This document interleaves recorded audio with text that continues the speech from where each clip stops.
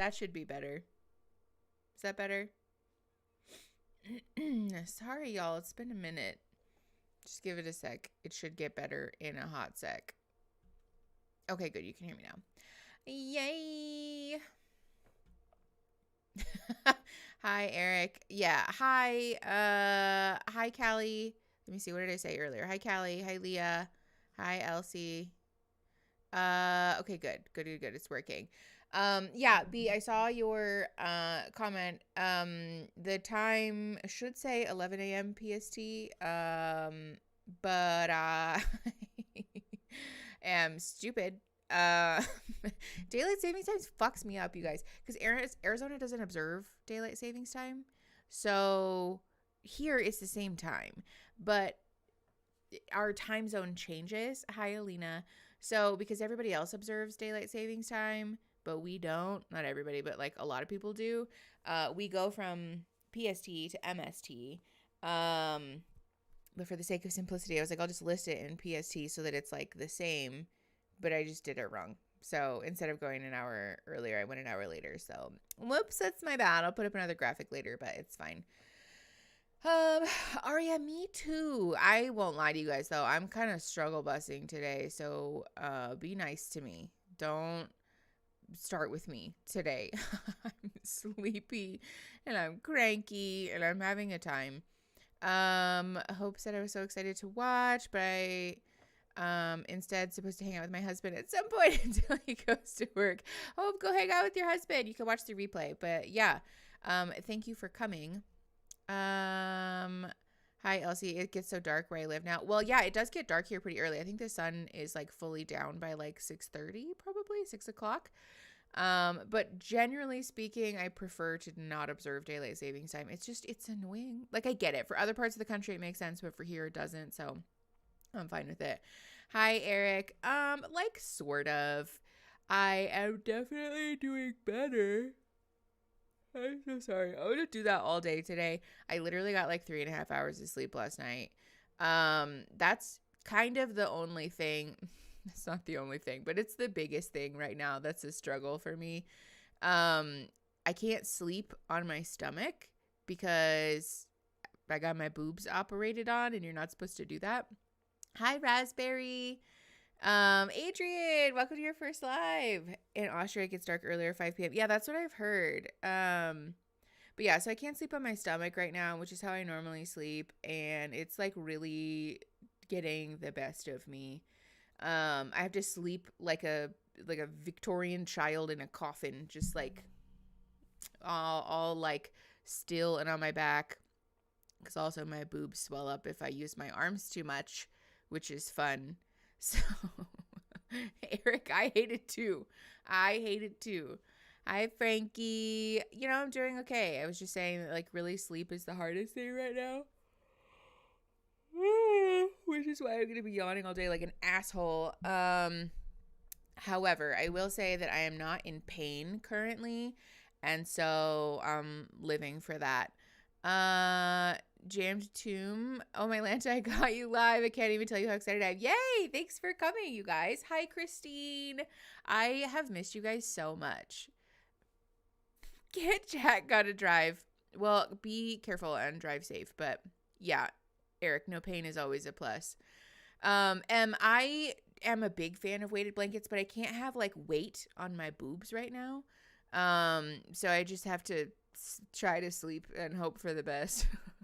But yeah, Leslie, I was sleeping in a chair for a while. I was sleeping in a chair, and then I was sleeping sitting up, and that made me want to claw my eyeballs out. Sleeping sitting upright is just not the vibe for me. It's just not comfortable. Also, my tailbone started to hurt after a few weeks. My poor little butt cheeks. Yay, Christine. I'm so glad you're here. Thanks for coming. Also, yeah, shout out to all of our mods. Thank you so much. They're the ones who are in blue, and they should have a little wrench by their name. Be nice to my mods. If they ask you to do something or not do something, please listen. I've knighted them because I trust them, and they're here to help us get this shit together. Also, mods, I saw you guys in the mods chat. I will answer your questions, I promise. I looked at them and they weren't like immediately necessary for stream, and so I was like, I was running late. So I had therapy right before this, and that ran a little long, and then traffic was shitty. So, you know, we're doing what we can. Purple Art. Hey, Mickey, so glad you're back. Hope everything went well with the surgery. Thank you. I am so excited to be back. Honestly, that's the other thing that's been really hard is that I'm stuck at home doing nothing. Elsie, love that energy. Yeah, just being stuck at home with nothing to do because like I still can't even do my own hair or like lift my arm. Like here, let's see. That's how high up I can lift my arms right now. So I can't outlet her. I can't do anything. And so like driving still, I drive like such a grandma now because I'm just like do with the steering wheel. So, you know, yeah, I'm doing my best. Freya Cat, first live. Yay. Thanks for coming. Fairly new to the channel and love you. Love you for being here. Appreciate. Y'all seriously need to move here to Colorado and hang out with us. We're queer, part of a queer community, and I stinking think you're awesome. Oh my God, that's so nice. Thank you. Aaron and I joke all the time that starting a queer commune is part of our life's mission because it just sounds fun. I want to forage. I want to live in a little commune where like we all take turns doing labor and sharing our foraging finds. I know it's like way harder than that. I know that that's not actually how living in a commune works, but in my little doo-doo brain, that's how it works. Yeah, Christine, hi. I saw, I'm dumb. I listed the time being an hour later in PST instead of an hour earlier because daylight savings time always throws me for a loop. So, my apologies, but, yeah, so I've been stuck home all week with my puppy. He had a minor infection and he has to be supervised. Oh, Adrian, when my dog had knee surgery last year, I also lived that life and it is stressful. It's hard to be in confinement like that, but it's also so stressful being like, don't hurt yourself. Are you okay? Is everything all right? The hypervigilance is unmatched. B-brain. Hell yeah. Right, Jenny? Doesn't that sound like fun? I just want to like do silly little forest queer things. I think that sounds nice. We can have like snails and we'll forage, maybe not mushrooms because those are kind of scary, but McNugg's cold commune. Oh no. We are gonna start some rumors, you guys. Oh, Lou, that is so helpful. Thank you. A way I keep track is fall back, spring forward. Thank you. Thank you. I'm going to have to remember that because I always get it confused. I got to experience so much queer joy last weekend. My sister flew me out to Vancouver so I could be a VIP guest at her charity drag show. Full frap, that sounds so fun. I love that for you, and I'm a little jealous. Cottage core queerness. Yes, Raspberry. Exactly that. Exactly that. They said keep him calm. He's 3.5 months. Oh, yeah, Adrian. Trying to keep a puppy calm. Good luck. Literally, unless they're going to sedate him. Like, you just got to do the best you can, and that's good enough, you know? Sending you love, because that shit's hard. It's hard. Yay, Amy. Welcome to your first live. Thanks for coming. Yeah, I saw you in the Discord. Thanks for joining. Yeah, it is a shit show. Also, yeah, let's talk about that. So, here's the deal. Here's the deal. Since we have some new people. Ooh, Mally. Oh, thank you. Glad you're back. You inspire me as a future clinician. Thank you for joining the channel memberships for 2 months. I appreciate you. That's a wonderful gift back. Thanks. But since some of you are new, here's how this is going to work. We have an overlay over the footage because otherwise the streams quite literally get taken down. I've tried. That doesn't work. So we have the overlay over it. I do have it moved slightly just so that you guys can see the captions. And then if you want to watch it without the overlay, you can watch it while it is live only in Discord. I did have full intention to set up the plugin that I downloaded while I was gone, and then recovery turned out to be like way harder than I thought it was gonna be. So TBD. But I see that you are just getting into Mormon Housewives. I have an obsession with learning about cults, etc. Did you see Cody's Toxic Brother stream yet? No. That's actually a good segue, Jam Tomb. Thank you. Oh, hi, baby. Thanks for coming. That's a nice segue, though, which is that I know nothing about Sister Wives. I have never watched the show before. However, we are not going to be starting from the beginning because it would take literally years streaming 2 episodes a week. So we're starting with season 18. Shout out to teacher Christine and Alexandra and like some other people on the Discord for info dumping for me about Sister Wives. I think I have a pretty good gist of what's going on. From my understanding, there is like a little bit of an intro thing at the beginning of this episode that does kind of explain. So we're going in blind. We're gonna figure it out. You guys are so funny. Also, you guys, oh my God, this just reminded me. Aaron said that I could tell you this, and so I have to tell you about this story because I laughed for like 17 minutes after this happened. So, Aaron and I have to eat a lot of protein right now because apparently it's good for healing. That's what my surgeon said. I don't know. I just follow directions. So I'm eating a lot of protein. And Chipotle is like a good like fast food option to be able to get high protein. So we ordered Chipotle for pickup and Aaron went to go pick it up. And I put it under his name because he was going to go pick it up. But normally we put stuff under my name if we go pick it up together.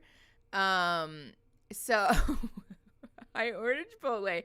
I put it under his name. And you know how at Chipotle you can put, like, in the mobile app, you can put, like, who's this for? And, like, I put my name on my bowl, obviously. And then Aaron went to go put his name on his bowl. And he was like, oh, this will be funny. Just, like, being a troll, he put Big Dog. But he wrote big in letters. And then he put the dog emoji on it. So he goes to pick up our food. And because it's under his name and not mine, he went through the little Chipotle and gave them my name, and they were like, we don't know what you're talking about. We don't have an order under that name.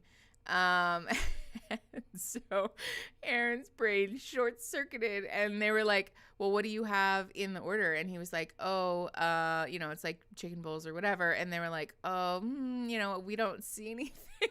What are the names on the bowls? And Aaron had to tell the drive-through lady, Big Dog? Do you have an order under Big Dog? And she was like, no. And because emojis don't go through, it just said big on his bowl.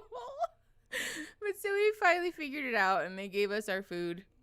But Aaron came home still bright red from the drive. Oh, poor guy. And now I'm never going to let him live that down. I love so much that he had to tell probably like a 17-year-old working at Chipotle, can I have an order for Big Dog, please? Oh, it makes me so happy. So this is your guys' fault, by the way, because you encouraged him to use this name unironically. And now look what happened. Oh, yeah, that's true, Callie. You know they went back into the kitchen and told everyone there about what had just happened. That's true. He is our Big Dog. Aw, Laxmi, thank you. That's so sweet. Yeah, do you have an order for Big Papa? Oh, I thought it was so funny. One time I was working at Chipotle and someone ordered with the name Swagmaster. Oh, no. That's so painful. Yeah, he did. He big dogged you close to the sun. Absolutely. Okay. Sorry. Let's focus back in. So we're watching season 18 of Sister Wives. We're watching episodes 1 and 2 today. To be clear, I am reserving the right to call it early if we need to. If I'm in pain or I like can't sit or my boobs are swelling, then I will call it.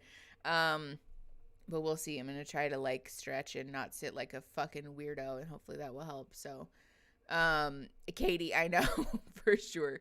Definitely like a 15, 16, 17-year-old. Okay. Oh, Remedy, hi. I didn't even see you come in. Ordered pizza as Batgirl once. Okay, but that's funny though. Because that like Chelsea, that feels like a meme order name that you know is a meme, but you know that there are grown men who call themselves things like that and try to order stuff that way, you know? And I think she thought Erin was being serious, despite the fact that it's like a joke to us, but she didn't know that, which is what made the thing so much funnier, because Erin's like the last person to have like some kind of toxic attachment to like, you know? I know, Remedy, don't be a shrimp in a chair. Fine, I'll stop sitting like a fucko. I like sitting on my feet, but the problem is that I think it makes my boobs swell up, which is not good for them, obviously. So, one time I was working at Tim Hortons and a kid from my school pretended he won a car from a roll up the rim thing. Oh no.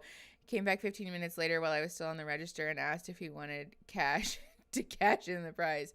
Oh my God, Hanny Banani. Yeah, Morgan, thanks for coming.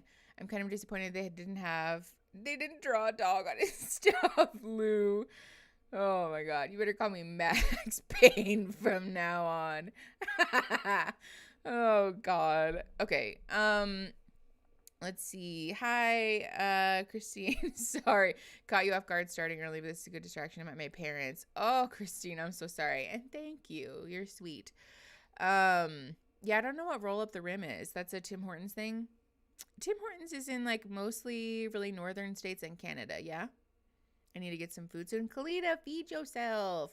Yeah, Iris, it's a hallmark of the bisexuality. We can't help it. Okay, so okay. So, also to be clear, I will be adjusting my bra a bunch. I'm not touching my boobs in a weird way. I'm either holding them because they're swollen or pulling my bra out of my incisions because it hurts. So, jammed. Yes, we do have a Patreon. The Patreon is linked in the description, and you can get access to the Discord and the live replays and stuff, without the overlay. So highly recommend. It's a fun time there. Our Discord server is lit for real. Like, y'all make the Discord so fun, and I love you guys for that, because if it were up to me, it would just be a big hodgepodge of like mess. So bless up, and also bless up for our mods for maintaining the Discord, because it's so nice. Okay. All right. Ohio is basically Canada. That's what I've heard. Eric, I'm not allowed to. I still have to be wearing like, not like compression bras, but like it's kind of like a compression bra. It keeps the swelling down, and also because my incisions are still wonky, I don't want them to rip open. Sorry, that's probably TMI. Moving on. Ohio's the Florida of the North. That's hilarious, Lou. Okay. Let's get it together here.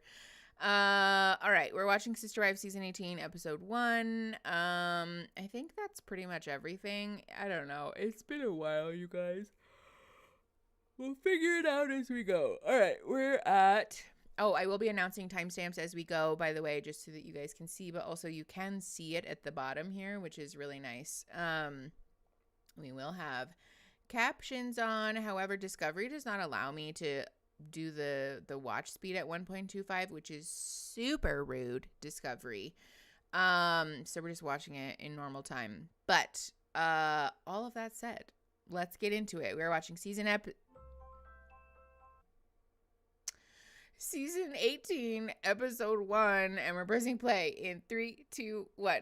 Hi, Scary They Them. I'm happy to see you too. My name is Cody Brown, and you've got to meet my family. Yeah, we are not skipping the intro. Polygamist, but we're not the polygamists you think you know. I have 3 awesome wives. Okay. Mary, Janelle, and Christine. And I have 12 wonderful children. My family's on the verge of a huge change. 12 kids is a lot of kids. Love should be multiplied, not divided. I just don't like that. Wait, is this season 1, episode 1? Is that what... I'm gonna punch someone. Hold on. It is. Why would you play season 1, episode 1? Discovery. This is a hate crime. I've been hate crimed by Discovery Plus because I literally clicked on season 18 and it was like, how about you start at the beginning? Just kidding. All right. Never mind. All right, hold on. Pause. We're pressing play on season 18, episode 1. In 3, 2, 1. Previously on Sister Wives. You and I Okay, here we go. have intimacy. I'm sorry it's conditional based upon being part of a plural family. I feel like to Cody, Robin's more important. I think he has a favorite wife, and that's why all of this is like it is. You want to be with me, but you're not courting me to that relationship. I didn't know I was supposed to court you. I'm not suggesting that Mary chase me. In fact, that could be off-putting. She's not making any effort. I have somebody in my life who is fundamentally loyal to me, who sees me as the head of the family. I'm saying to you that you and I get that if you're loyal to me. Ew. I just can't believe what he's saying. You and I have been acting like we weren't a married couple for most of our marriage, Janelle. Okay, I'm spitting mad now. Guys, thank you for coming. Hey, it means a lot to me that you came. Hold on. Oh my God. First of all, Mackenzie, hell yeah. I am so excited for you. I hope your date is wonderful. But also, what the fuck is going on? This is so intense. Okay, so for those of you who don't know, Cody is the only husband in this situation. Mary, Janelle, Robin, who's the other wife? Help me out. There's 4 wives in this situation, but Robin is the newest one, right? Because Mary, Janelle, and the third wife whose name escapes me, were all like relatively quickly, like one after the other. So they spent a lot of time together, raised their kids together. And from my understanding, they stated that they were relatively happy. But Robin is like the new wife, and there was like lots of special treatment stuff going on. And so now, Christine, thank you. Yeah, so Christine, Mary, Janelle, and Robin. But Robin is like the new wife who gets like special treatment, supposedly. I've also seen a lot of hate for Robin on TikTok and like social media and other places. Thank you, Christine. Is it Christine and Mary that didn't get along? I think Robin just doesn't get along with everybody, honestly. I know, Eric. Well, I think that's why, is because like in my brain, Christine is like Teacher Christine, or like Christine. I don't want to say your last name. I don't know if you want your last name out on the internet, but Christine, the Esteens, you know, not like reality TV Christine. Yeah, Sydney. So I think there is one, if not several, divorces happening. The nanny. There's a nanny, formerly known as. They have a nanny. I mean, 12 kids. Well, 12 kids from season 1. God, does anybody know what's the current count on how many children are in this family? Because and a lot of them are adults now. Yes, if I remember correctly. I have to hop on a work call. I'll be back in a bit. Bye, Katie. Thanks for coming. We'll see you in a bit. 18 kids total. Yikes. Yeah, that is Jam Doom. I am excited that you guys are enjoying this, because I am already, this is the other thing, actually. 3. So there's 3 divorces. Wow. Hell yeah. The other thing that I will say is that TLC is a terrible, shitty network who does not at all protect the participants in their shows, and they really exploit the fuck out of people. However, TLC shows are like drama from start to finish, as opposed to like Netflix, who like milks the middle like 6 episodes and still exploits the fuck out of people. At least it's like a fun user experience. Yeah. He's only legally married to Robin. So technically, I don't think, because you can't legally get married to more than one person. But like the other 3 wives left him. So, okay, let's get back into this. 1 minute and 1 second. We're pressing play in 3, 2, 1.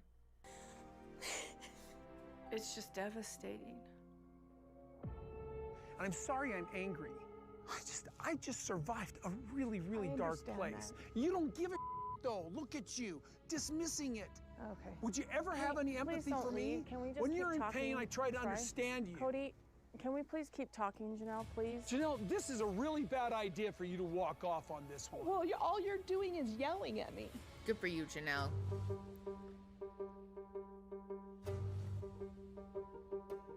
I'm pretty sure Mary just got remarried, didn't she?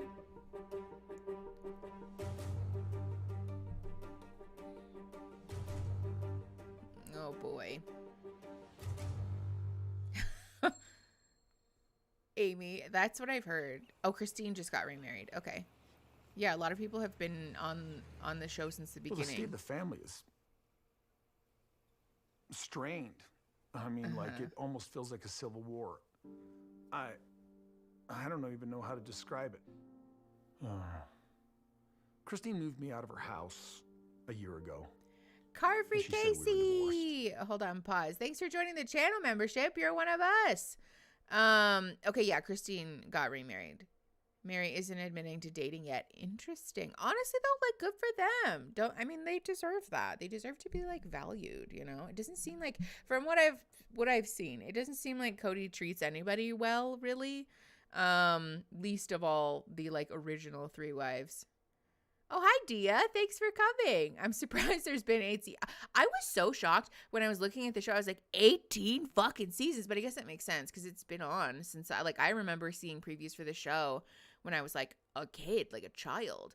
Adrian, congrats on your gifted membership. You're one of us now. I'm obsessed with learning about cults, and that's why I started watching it. There are some striking similarities. We'll get into that. Gabby, slay. I made it to the live stream. Thanks for coming. I'm glad you're here. Okay, let's get into it. So 2 minutes, 13 seconds. We're pressing play in 3, 2, 1. And basically, that's been months now. Mary and I have infrequent interactions. We talk about what's going on. I haven't functioned in a marriage-like relationship for about 7 or 8 years. It's been a long time. Things with Janelle and I are pretty strained. It's like I can't figure this out because I'm so upset. The holidays are coming up. I don't know what we're going to do for the holidays. The family's not talking. I mean, do you blame them?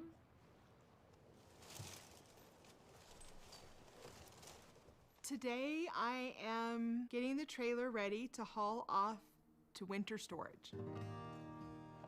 Ow, ow, ow, ow.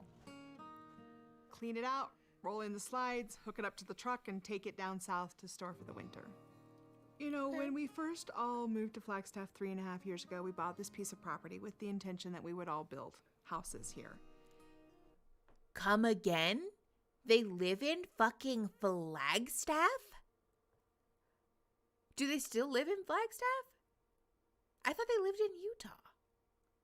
I thought they lived somewhere else in... I need clarification. He does blame them? Oh, yeah, it's coming across that way. That's clear.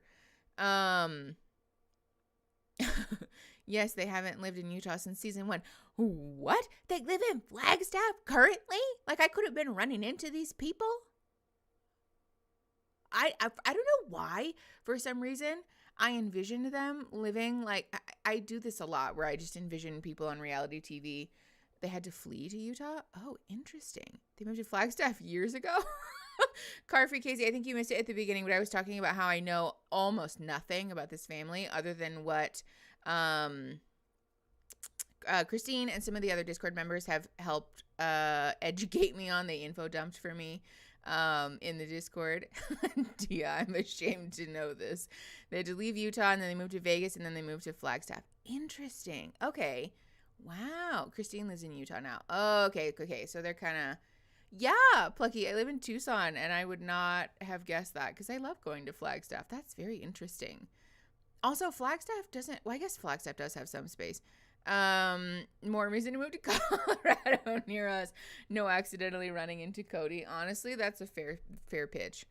Oh, okay, so the fleeing has been speculated, but it's not confirmed. Duly noted. Okay. Carfree Casey, it seems like you and everybody else have watched the show since the very beginning. I'm just like late to the party. I've been spending all my energy on Love is Blind. Okay, we're at 3 minutes and 15 seconds. Pressing play in 3, 2, 1. And since then, Robin has bought a house, and I've been holding out, waiting for this dream on this property, this house. So now I've decided to rent an apartment in town for the winter, but I am kind of sad. I feel like somehow I've failed a little bit. Oh, When our family first moved to Flagstaff, our full intention was to build on our property that we had bought. Robin got a rental, Janelle got a rental, Mary found a rental. A year later, Robin's rental sold out from under her. We couldn't find a rental, so we ended up having to buy a house. 2 years later, Janelle should have bought a house. I did not want to buy a house. All I wanted was to get out on that property. Okay, let's see what we need to do here. Hang on, hey, there's some stuff I gotta trade out so it goes to storage with the RV. Oh, so that it goes to the storage? In the back of the storage trailer, there's the septic hose. Oh, okay, yeah, we gotta throw some stuff in, right? Yeah. Cody and I, since COVID, have really been struggling in our relationship. Everything really started to fall apart with the beginning of COVID and the quarantine. Cody didn't feel like my boys were being very safe. He didn't trust them. He thought they were gonna contaminate us all. So, I mean, at one point, Garrison, who was very frustrated with how he felt like I was being neglected, called Robin and said, hey, can we have our dad back? Because he hasn't been around. Cody feels like Robin's been severely wronged and that my children need to apologize. I never asked for an apology. I don't want an apology. I want to be able to be okay with these boys, and that was never my intention. And now with some prompting from Robin, he's come around to, well, there has to be a conversation. But yet I still see no movement on his part towards reconciliation. Where are you going? Okay, hold on really quick. I do want to address this because I had questions about this with this many children. Like, people talk about this with the Duggar family too, and any like large family that has a bunch of kids. It's just not a feasible expectation that a parent can effectively make each child feel seen and like really show up for them. So I'm not surprised that this is an issue, but I am really encouraged to hear that Janelle's children are standing up for themselves. It seems like they're almost adults, if not adults. And like, hell yeah to that. I think we should really normalize kids being able to be frank and honest with parents, you know? If you voicing your emotions to your parent in any way other than like, you know, coddling their emotions means that a fight gets started, then like that's not your fault, you know? Especially in a parent-child situation, I think it's important to remember that kids are behind on the like developmental track, right? Like if you're the parent, you're the fucking adult. Even if you were like a teen parent or just like a younger parent, like you're still older than your kids, and the onus is on you to be the mature one and to like make that effort to monitor your own emotions and your own reactions to things. Kids will say stuff that's like shitty and mean, especially when they're teenagers or like those teen to early 20s developmental years. They're figuring out their identity and like how to advocate for themselves, and so stuff's gonna come out explosively sometimes, but the burden should be on the parents to figure out how to navigate this situation while preserving the relationship, as opposed to the other way around. And it seems like this is that, right? That if like the kids voice something to Cody in a way that he doesn't like, then like we are all going to have a problem. And that's not how that's supposed to be. Only Robin's kids live with... Yes, Laura, I did know that. And it seems like we're kind of painting a picture here about the alleged favoritism. There's lots to unpack about the relationship between Cody and all of the wives, let alone the children. So we'll get there. Remember what you're saying right now, because you may have this speech several times this season. Hyperphilus, I would not be surprised about that. I feel like that's probably unfortunate foreshadowing, but okay, let's get back into it. 5 minutes even, we're pressing play in 3, 2, 1. Going for Christmas? Here. But Okay. my kids, they're renting an Airbnb because I don't think they're welcome, right? I Well- never said my kids weren't welcome. If they apologize and they're kind of No. All I want to do is talk to them. Well, Janelle's going to go back east, see Maddie and Caleb for Thanksgiving. Okay, all right, I get it a little bit, but I am still sore. I'm tender emotionally from a divorce. And this would be the time that I would wish that my wife would look me in the eyes and say, I support you. Sure, I've been an ogre, but I love you and I support you. I understand what you're going through. She's not doing any of that.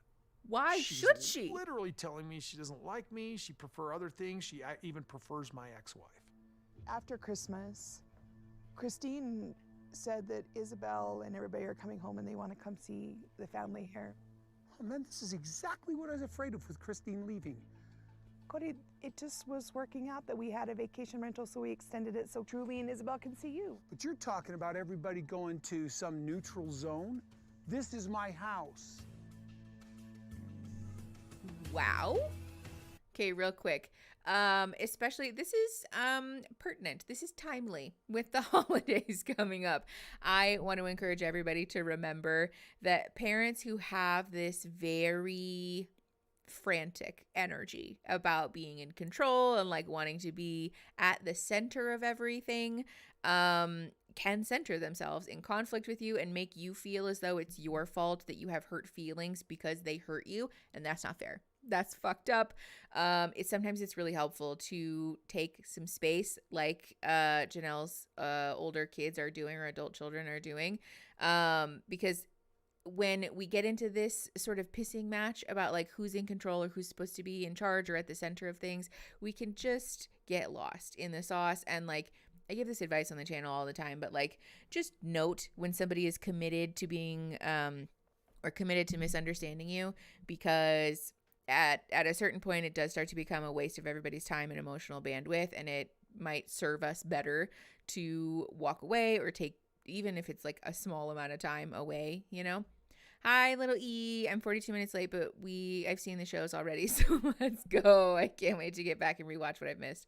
Hi, welcome. Thanks for coming. We are only 6 minutes into the first episode because I talk about everything forever. So, yeah, Adrian, the frantic energy really seems to be Cody's like signature move. Anytime that he becomes emotionally dysregulated, he seems to have this sort of like chicken with his head cut off energy, which is like also very emotionally disarming for everybody around. So let's keep going. 6 minutes 13 seconds, pressing play in 3 2 1.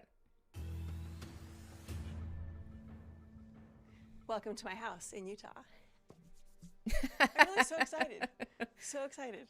Aw, that's cute. Like, I left Flagstaff 2 months ago. Yeah, it feels like I'm ripping things apart. I thought that it would just be a little bit easier. But it's an end of a book. It's an end of a saga. I don't know. And so everything just feels a little unsettling. She Christine's does look so gone. happy. And Janelle doing stuff with Christine. She's not doing stuff with the rest of us, or even me. Is that bad? So I don't know what to make of this. Hold on. Can we talk about? Listen, I can't be certain about anything. We're making observations based off of this highly edited and curated piece of media that TLC is presenting for us, and TLC is famous for giving people shitty edits. Maybe not shitty edits, but like leaving out parts of the truth. So grain of salt. However, can we talk about the manufactured surprise on that man's face just now? Like, he said, I don't know what to make of it. Like, sir, get out of here. Mickey Adkins outperforms us. What do you mean? Hold on. I missed what Eric said. Let me go back up. I'm jealous that you still have this brain when you're tired. Eric, it's like a weird, I think it's also a neurodivergent thing, but it's like a weird party trick that I have that I can just function on very little sleep. Aaron hates it. Yes, Remedy dishonest edits is the perfect way to put it. Thank you, Universal Queen Fern. Said she left you. Why does she want to do things with you? Thank you for bringing that back up, because I had forgotten, but I did also want to address that. This attitude that Janelle doing stuff with Christine is somehow a betrayal of Cody when they've both left him already is wild to me. Like, I truly do not understand how this man feels so emboldened to center himself so fully in everyone else's lives, even when he like admits to having been a shitty person. Oh, Janelle hadn't left yet at this point. Okay, fair. But still, I feel like it's odd to say that like, oh, Janelle can't go see Christine, or like, why would she want to see Christine? Like, hello? They literally spent most of their adult lives together. They've raised children together, and like, I don't know. It feels odd that he would center himself in such a way. I think it's a neurodivergent thing. I hate not sleeping, but I go beyond the I must sleep zone to yes, yeah, Jam Tomb, exactly. Yes, Teresa, thank you. That's what I'm trying to say. Janelle and Christine are a family. It's selfish to not want them to see each other, because this is also like a truth about divorced families that like even when there has been a divorce, families are still going to want to see each other, right? And so like, why would Janelle not want to see Christine? This is such an odd thing to say, as if it's like a betrayal for Christine or for Janelle to want to see her family. Sorry, just wait until he starts to, oh no, Elsie, don't tell me that. Oh, okay, thank you, Christine, for the context. So Christine is also who co-parented the most with Janelle, far more than Cody ever did. That's also an accusation that I've heard, that like the wives far and away were more of like parents to each other's children than Cody was at times, especially after Robin entered the picture. There was like some distance created there. So I hope they get into that a little. Okay. Gemma Bell said, I think in his head the family revolves around him, so they shouldn't be existing as family if he's not in the middle. Oh, absolutely, Gemma Bell, which is dysfunctional, to be clear. Okay. 6 minutes, 55 seconds, and we're pressing play in 3, 2, 1. It's tense in the family across the board. It's tense for a couple different reasons. There's Christine leaving and her divorcing Cody. There's a lot of tension going on. Now they're talking about doing Christmas separate. It's this whole new like worry and heartbreak and stress about whether or not we'll not be together for Christmas. But it's still like horrible to sit and think about. It's like, it's scaring me and stressing me out a lot. It's fair. Sure. From the minute I met the family, we've been doing holidays together, every single holiday together. And this is just such a weird experience to go, who's going to be together for the holidays? It just seems so screwed up, and I hate it. What's up? Okay, I just need to move all this stuff out here. First of all, this man's little hat is sending me. But second of all, here's the thing. I want to normalize that a lot of people have an attachment to spending the holidays together. And I think that's very fair, right? It's like, especially for people who live further away or like you don't get to see each other a lot, it does become emblematic of like this sort of reunification. And I get that. That's super valid. However, I do think that there is an important conversation to be had about how parents will often center themselves during the holidays and act as if they're being betrayed by their kids for not spending the holidays with them. And I know that this situation is different, obviously, but just for what it's worth, it's very normal for families to have an evolving picture of what holidays look like as children age and become adults with their own families and their own lives. And it's important that we be able to not only accept that, but also celebrate the autonomy of our other family members, right? And I think especially after a divorce, it makes a lot of sense that somebody might not want to spend the holidays with their recent divorcee, right? Like that's super fair. And it's stressful, right? You can feel how you feel about it. And like, that's super okay and understandable, but to act as though the only way things will be good is if we have this thing is just not true or helpful. And again, I want to encourage people to unlearn this idea that like not spending the holidays together is like a cardinal sin, because that's just not true. My mom is so hyper-focused on the idyllic togetherness of the holidays. It's so rough. Yeah, Raspberry. Well, and I think that's the thing, too, is at some point, it almost becomes more about the fantasy of togetherness than it does about actual togetherness. And so even if the time spent together after forcing and guilting everyone into a room isn't actually very fun or together, as long as we're doing on paper the thing, then that's like satisfying, especially for, I would assume, somebody like Cody who seems very obsessed with himself. And that's not loving, right? That's not actually loving to your family members. Really being loving to your family members and your kids and, you know, whoever, is empowering people to make choices for themselves about the holidays and what actually is uplifting and empowering and like promotes a feeling of closeness, right? I literally watched a TikTok about this the other day of a mom who was saying that she does her best to make it easy for her kids to say yes to spending the holidays together, but also easy to say no, by saying like, here are the details ahead of time. Here's what we're going to do. Here's what I would like to do. But also I understand that you have your own family, you have your own kids, you have your own life. And so if this holiday in particular doesn't work, then we will catch you for the next one, and we love you very much, right? Like we can FaceTime or something. And I just think that that's a much healthier way to approach this than like, you know, on the fainting couch about how we're not spending the holidays together. Notice how Robin doesn't understand interactions or feelings at all. Okay, to be fair, Mary, I don't know anything about the woman other than like the very few talking heads that we've seen, so I will reserve judgment.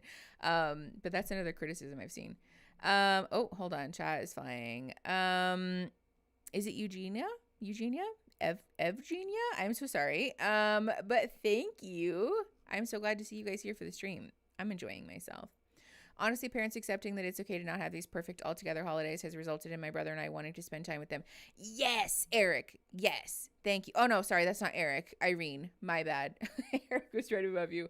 Irene, 1,000%. And I think that's the other thing to remember is that when we try to guilt people, it's not going to make anyone want to spend time with you. But when we give people the freedom to choose, oftentimes it provides us with enough space.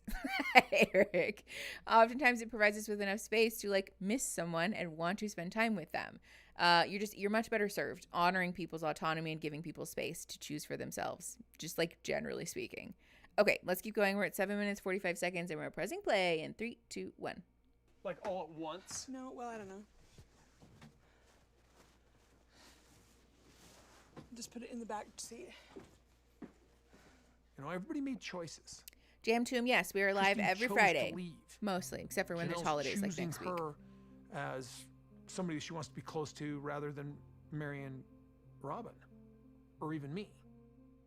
People make choices. We made choices all the way along, so it frustrates me if anybody in this family starts acting like they're a victim.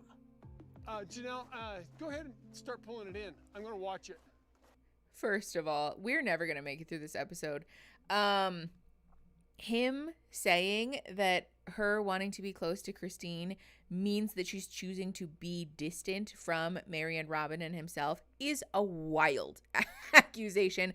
This is another thing that often gets thrown around in these really control-driven family dynamics, which is the, it's us or them dynamic. And that's not fair or helpful, right? You can choose to be close to a whole bunch of people, which is also fascinating, actually, that somebody who has founded his marital relationships on the belief that love is, in theory, infinite, right? And like should be multiplied, except when it doesn't serve him, though, right? Like we can multiply love and we can love however many people we want to, but not when it's not about me, though. Like, hello? That's so annoying. Raspberry asked, would you recommend meeting a new partner's kids for the first time during a major holiday, or would you recommend splitting the two events up? Honestly, Raspberry, I don't know. The meeting a partner's kids for the first time thing is really tricky. And I think there are so many positive or like healthy ways to do it, but it's like so highly dependent on situational factors, you know? I think it will really depend on like your comfort, the comfort of the kids, the comfort of your partner, like what's normal for them, you know? I think it depends. I know that's a shitty political answer, but it's true. They talk about sacred loneliness and have framed it from the beginning as the wives suffer because that's how they grow in God. Coda, what? Ew, that's so gross. Like that's something that Cody has said before? Okay. Sorry. Let's keep going. 8 minutes, 22 seconds. We're pressing play in 3, 2, 1. Yeah, Hyperfluous. It really seems that way.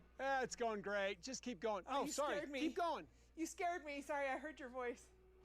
It'll be more of a yell than that if it's not going good. You know, I think that this trailer thing has been even more strain on Cody and I's relationship, to be fair. I didn't anticipate it. I thought we'd have this grand adventure. Didn't anticipate it would be so hard. Good. And when it wasn't all easy and it wasn't comfortable and it was hard, I think Cody really got disillusioned very fast. And it was very easy for him to blame me for this. Okay, I'm gonna close this trailer. That's so and sad. Then, we can hook up and leave. As soon as the dang land is paid off, I can break ground. So I'll come back out next spring because we have 1 year till the property has to be paid off. You know, when we bought this property, the seller carried the note. He carried the loan. And as any other bank, he has the right to foreclose if we default on the loan. So the clock is really ticking. We could lose it all if we default. Okay, hold on. I think I'm confused about the land situation. Can somebody explain? Hyperfluous, I'm very interested in all the religious stuff happening this season because it seems really present. Yeah, the like it was very easy for him to blame me thing is really sad. Also, sorry, I'm just adjusting myself. That land is never getting paid off. Yeah, so what's the deal with the land? The land thing makes very little sense. Why can't they build before it's paid off? Well, okay, and was this the land that they were talking about? Nothing is happening with the land. So is this the land that they were talking about having bought Coyote Pass or whatever that they bought when they first moved there? And that's where Robin lives? Or is this a separate plot of land? Who owns it? Why did they buy it from a random... Okay, they bought land from a seller with a private loan because they didn't want the HOA requirements. Oh. Okay. With some kind of prairie dog sickness. The loan is private, so the rest of the money is coming to you. Oh. Okay. They bought it, and they've been trying to divide it, and it's going nowhere. Got it. Okay, so this is Coyote Pass. Thank you. Hi, Quint. Thank you. Thanks for coming. Mark, thanks for coming, dude. Where Janelle is living. Okay. And so that's where Janelle's trailer is. But she's not going to live there for the winter, I'm assuming, because it's fucking frigid, probably. They did pay it off. It just hasn't been shown in the season. Oh, hyperfluous. Okay. Ooh, Kalita, you played Baldur's? What did you think? It's barren with no utilities on it. They want to re-subdivide it, but can't until it's sold off. Also, they want lots and different permutations, so they have to pay it off. Got it. Okay. Interesting. All right, we're at 9 minutes, 32 seconds. We're pressing play in 3, 2, 1. I really, really would like to have an amiable divorce. How's it going? How are you? Here's. I didn't. Nice to see you. Hi. I'm not feeling like I'm in a great place. I was laid up with COVID. I was out of my mind. But when I talk about getting to anxiety, Christine, and depression. I know, and I'm sorry to even laugh a little bit, but Gwendolyn was like, yeah. You're mean that way. It's okay.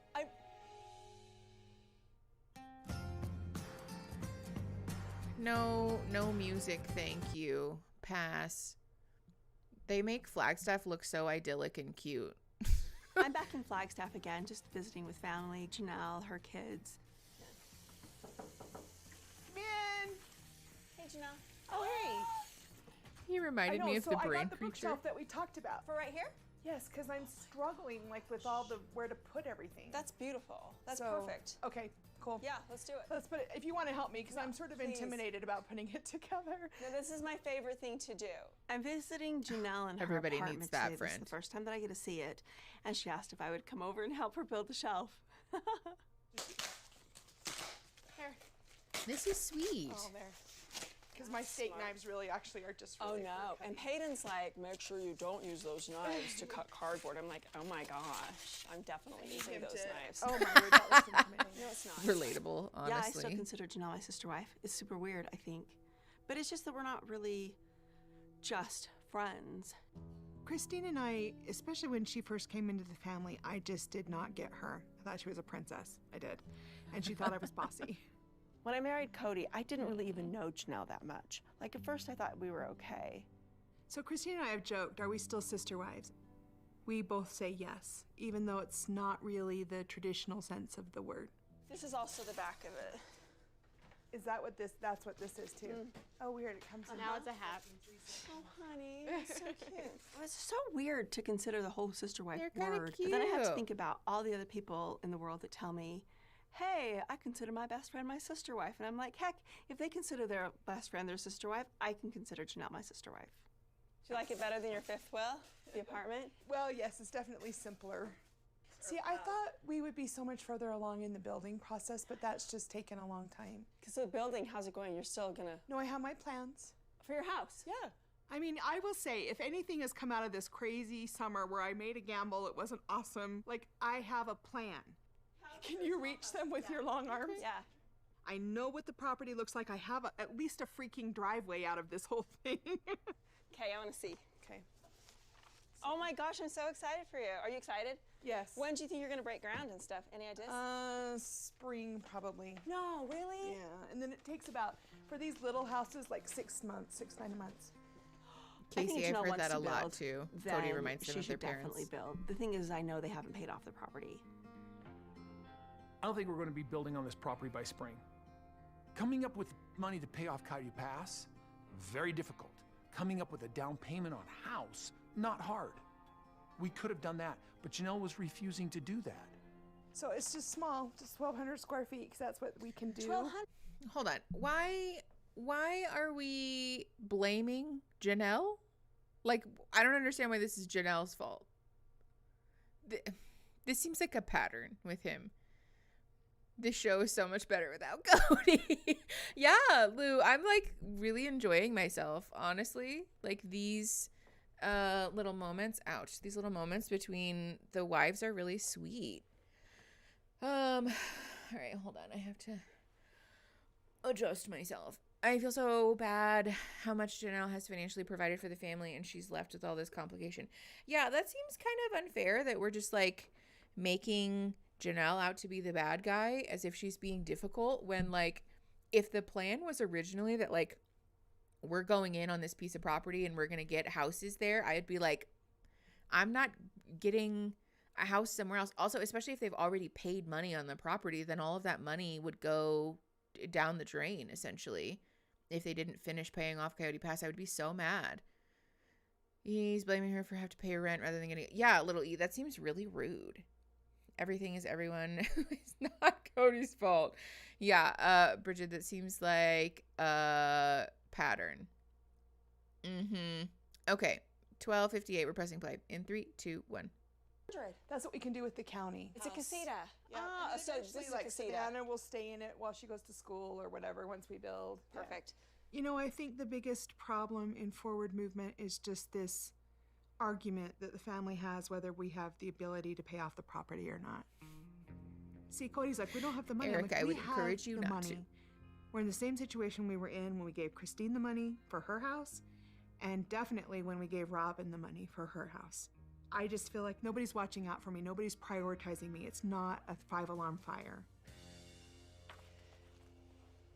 I feel like I'm just watching, but I can be your beautiful assistant. You are going to be my beautiful assistant. That's a joke, Savannah, we always make about your dad.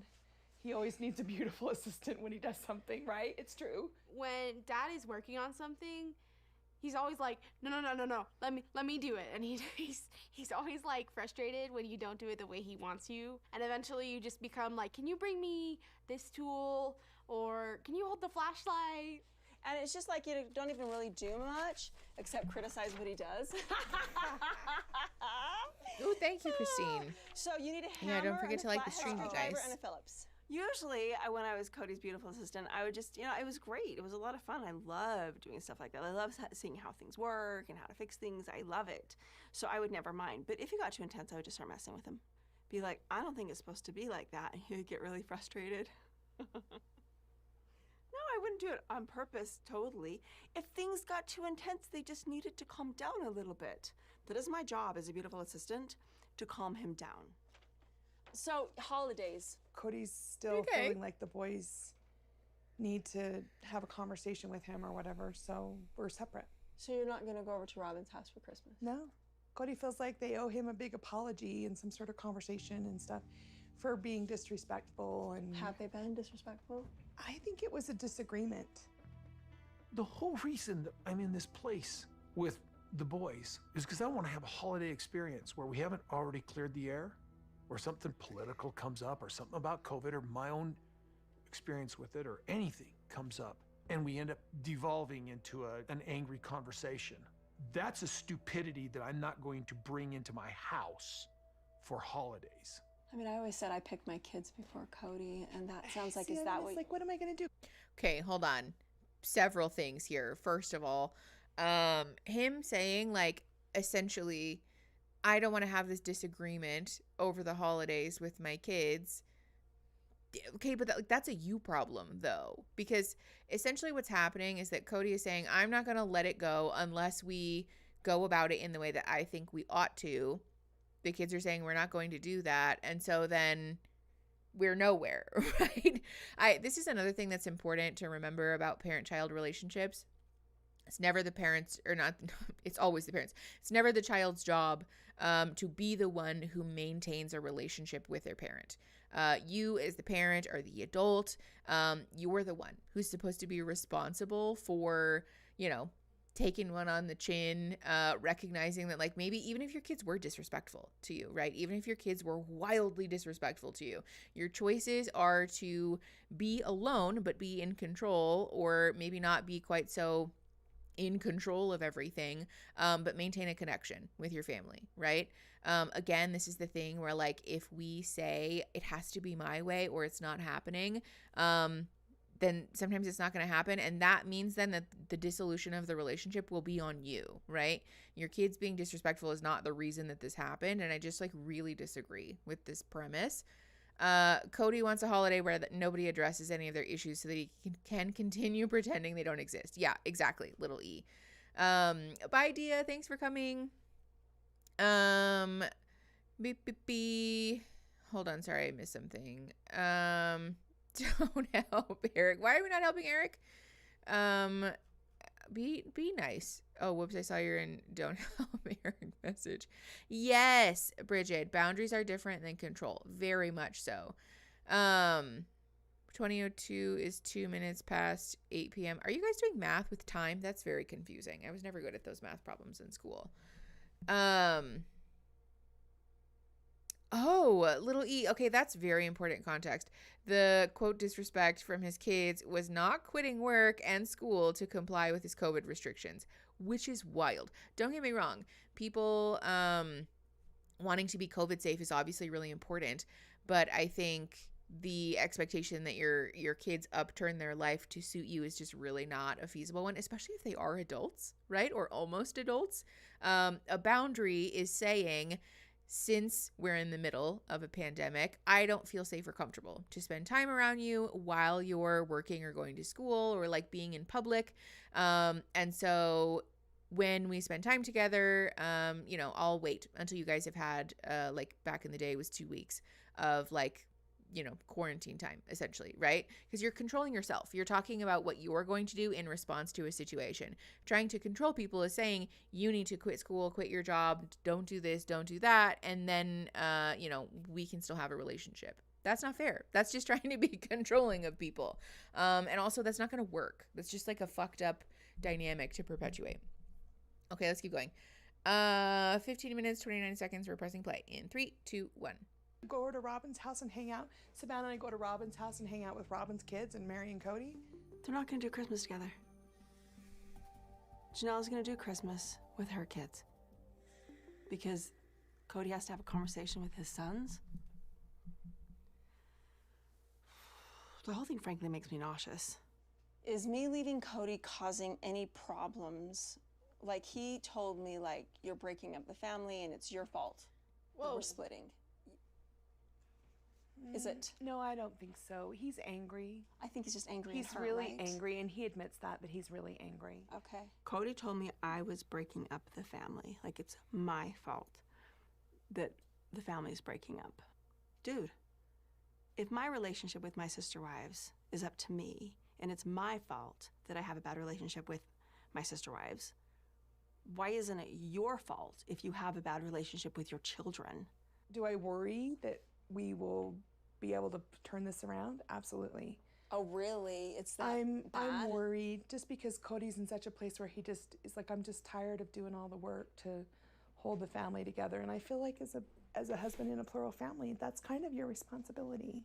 When a wife, like Janelle, undermines your rules, she undermines my ability to actually lead in the family. I could be a great leader in the family, and I should be, in spite of their undermining.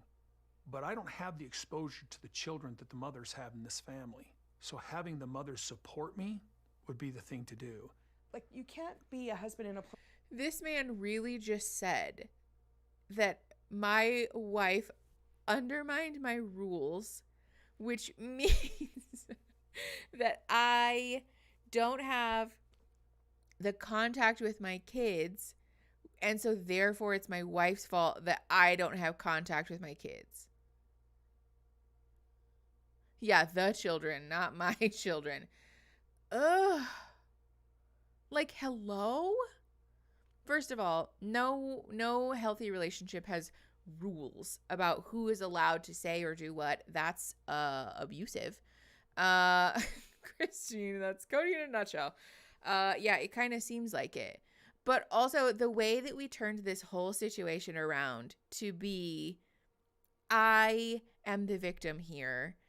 Even though I am the one who supposedly has all the power in this equation, in this very patriarchal setup, it's everyone else's fault for undermining me, and that's why I'm a bad dad. Like, the mental gymnastics are astounding here. Hold on, I saw something else that I missed. I could be a great leader in this family if everyone was brainwashed. It does kind of come across that way. Okay. Yeah, Teresa, the fact that he calls them Janelle's kids instead of his kids is very telling, because all of them are his children and he should treat them as such, right? Like, they're his flesh and blood. He should care about them. Okay, 1707. We're pressing play in 3, 2, 1. Family and just be like, well, I don't want to do any more work. No, you can't. I want you guys to all get together so it's easy for me. I'm sorry, that's not how it works. I mean, look, Cody and I have been through some tough spots, and we've always come out of them. But I can't really be in a full relationship with him if he's going to be estranged from my children. Yes. It just seems That's really super wrong. fair. You got the pegs, and so if you look in the things, it has like a number 4 is there. I mean, look, a big part of my relationship with Cody has been the fact that he was such an engaged father. He was such a good dad. And now he doesn't want to be that anymore, so I don't even know who that guy is. Who is that guy? That's fair. Also, if that's all he was bringing to the table and now he's not to feel like it's that. Hold on. If that's all he was bringing to the table is being a good dad and now he's not even doing that, then, like, what do you do here, sir? You're not a supportive spouse. You're not an engaged father. What the fuck? Like, you participate in our relationship 0%, and so still somehow we're owed you deference. Like, literally no. That makes no sense. Yeah, Teresa, 100%. Okay, let's keep going. I'm so sorry. I keep yawning. 17 minutes, 52 seconds. We're pressing play in 3, 2, 1. End of our world, and like, it's just hopeless, completely hopeless. This whole thing with Cody and Christine is just floored me. And I know that there was like issues and stuff like that, but every marriage has issues. Was there stuff that I didn't know about?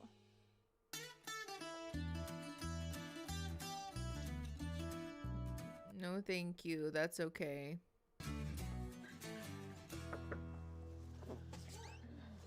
Hey, I saw you pull up. Hi. Hi. How's it going?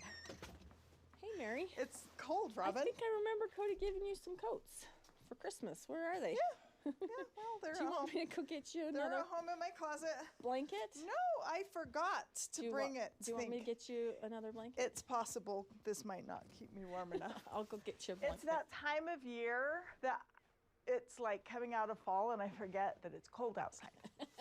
So mine and Cody's relationship is basically we see each other when I come over to Robin's house. I've heard him refer to us as friends, which is kind of weird for me because I think friends talk to each other more than Cody and I talk to each other.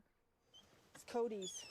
Oh, it'll be kind of like Cody's giving me a hug. Oh, I can like squeeze you while I'm putting it on you. Ooh, do that. You can just close your eyes. Yeah, also really quick, can we just address the I remember Cody buying you coats. Where are they? Like, okay, mom, calm down.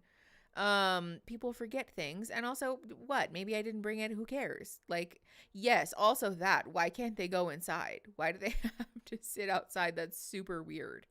Does anybody have an answer for that? Do we know? Can't come in, but we'll bring out unwired off jackets to hug Mary. No filming inside the house. Really? Why? That's supposedly COVID, Christine said. Okay. 4 reasons. Interesting. Okay, moving on. 19 minutes, 16 seconds. We're pressing play in 3, 2, 1. It probably won't. Just pretend. Mark, thank you. All right, sorry. Hold on. Let me pause it. Because Eric said he's the fun mod. And he's not, just kidding. He probably is. Listen, thank you for the $5. I appreciate you. And you are both fun mods. I promise I appreciate you both equally. Rumor is that Robin's house is a hoarder den. Oh, interesting. Eric,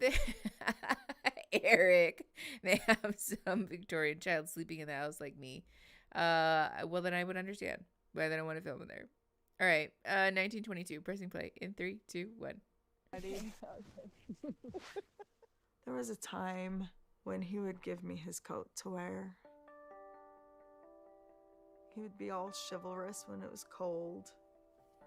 And now Robin's being all chivalrous for him. It's a very nice coat. Maybe it will go missing. So not too long ago, Cody and Janelle and Robin and I all got together and we had a discussion about the holidays and who's going to be around and what's going to happen with that. The last I knew is that they boys couldn't come until they showed respect and apologized. And this Please is the year. do not communicate to my children for me because you and I struggle enough to communicate. I'm afraid Cody, that message will get what was I mixed. supposed to say? Call Dad. Yeah, that conversation was very emotional. Okay, am I the only one that sees this as some kind of betrayal?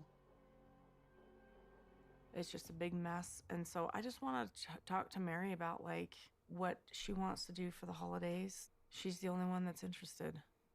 Again, I just want to highlight the fact that this little section that we saw here about, don't communicate to my kids on my behalf. Then you communicate with them, sir. Like, why is the expectation that they have to call you or the communication doesn't happen? That's not how healthy parent-child relationships work. Yes, Hope, we're still on episode 1. Okay, Jam Tomb said they don't film in Robin's house because A, she's a control freak, and B, they have a lot of expensive art, which they will start showing this season, and C, they didn't want comments on where the money that the other wives questioned from the family account. Oh, okay. I'm assuming some of that is alleged, right? Because I feel doubtful that they would like come right out and say that. It seems like there is a lot of protecting of like the house that Robin and Cody live in together, though, which makes sense that there would be accusations of favoritism. Okay, 20 minutes, 26 seconds. We're pressing play in 3, 2, 1. And spending it together. Just trying to, again, wrap my brain around kind of some of the last few conversations, but I don't know, just, no matter what's going on with the parents, I gotta make sure my kids have a good Thanksgiving. So, I mean, are you going to be around or? Yes. Okay. Is that okay? Yes. But I mean, you've got Mariah. I just, just never know. No, I'll be here. So I just don't want to assume. No. So. I'm Actually, really hold on. Oh, I didn't mean to do that. Sorry, we rewound on accident. That's a really good point, Kalita, because he was just saying that it was his wife's job to maintain his relationships with his kids. That's a really good point. He literally accused Janelle of being a bad wife because essentially she wasn't doing enough to help Cody maintain his relationship with his own children. But now when Janelle is trying to do that, then it's bad. This seems like a situation where nobody can win if Cody's upset. And like this is really painting a picture of why these women ended up leaving. Okay, 2053, pressing play in 3, 2, 1. Yes. But I mean, you've got Mariah. I just, just never know. No, I'll be here. So I just don't want to assume. No. So I'm really struggling with what's going on right now with the rest of the family. Not just with Christine leaving, but the boys and Cody and Janelle and all that stuff. It's just like, who are you people? I don't get it.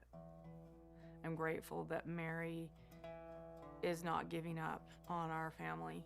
It's ironic because she wants to keep figuring this out and working it out, but yet her and Cody are where they're at. And I just wish it was different. I do. But yeah, no, I'll be here. So Okay. it's you and me again. Yeah. Okay, hold on. Oh, thank you, Christine. Mary's child goes by they, them, and their name is Leon now. Thank you. Is that the child that Robin just mentioned? This way he can blame the kids for being disrespectful and also blame Janelle for their disrespect and never have to do anything himself. Yeah, it really comes across that way. Cody, whoa. Wait, do we know that for certain that Cody donated like 10 grand to Trump? And that they that came out a couple of months ago. Oh, wow. Oh, hyperphilus. Okay, thank you. So Leon had not transitioned yet. Thank you. Okay, got it. Mary's child is non-binary, goes by Leon. Oh, okay. Their relationship has been badly damaged by their transition. What a surprise that Cody is not taking that well. Okay, 21 minutes, 40 seconds. You're pressing play in 3, 2, 1. Last year's Thanksgiving was weird in that it wasn't our whole family. Usually during the holidays, it's just all of us, and it's big and loud and fun, and it wasn't that. It's just Robin and Cody and her kids and me. Are you gonna do the turkey again? If you want me to. Yeah, if we want to. I do want Okay. you to. Okay, cool. Cody really liked it. Oh yeah, he And did. it's nice to not have to mess with it. Last year I made the meat turkey, the animal turkey, and Mary made a Rice Krispie turkey, and she stuffed it with chocolate candies and stuff. Okay, that's kind of fun. Amanda, thank you so much for the $3.33, sending some aloha before I head to work. Thank you. I hope your shift or your day at work goes well. And thanks for coming to the stream. Not gonna lie, I'm so happy to see all the kids that come out of these families as part of the 100%. This is the thing too, that like statistically speaking, these people are destined to have at least a few or one. And so when there's big religious families like this with lots of kids, it makes me really stressed because I'm like, I don't know how many of these children are being suppressed or like talked to as though they're, second-class citizens. I would love to watch Mickey react to anytime Cody talks about the manosphere. Cody's publicly addressed the manosphere? Really? Like on the show? Because if that happens, then we will definitely talk about it. Okay. Gwendolyn is my favorite. Also just married a woman and she's so funny and cute. Okay, also Gwendolyn is such a good name. Okay. Sorry. Continuing. 22 minutes, 29 seconds, pressing play. In 3, 2, 1. Oh my god. Wait a second. Wait, what is that? Oh my god. That's so fun. Okay, It's really listen, funny. I have done the turkey for years. Cody used to like my turkey until he had Robin's, and I guess hers is that much. That just sounds.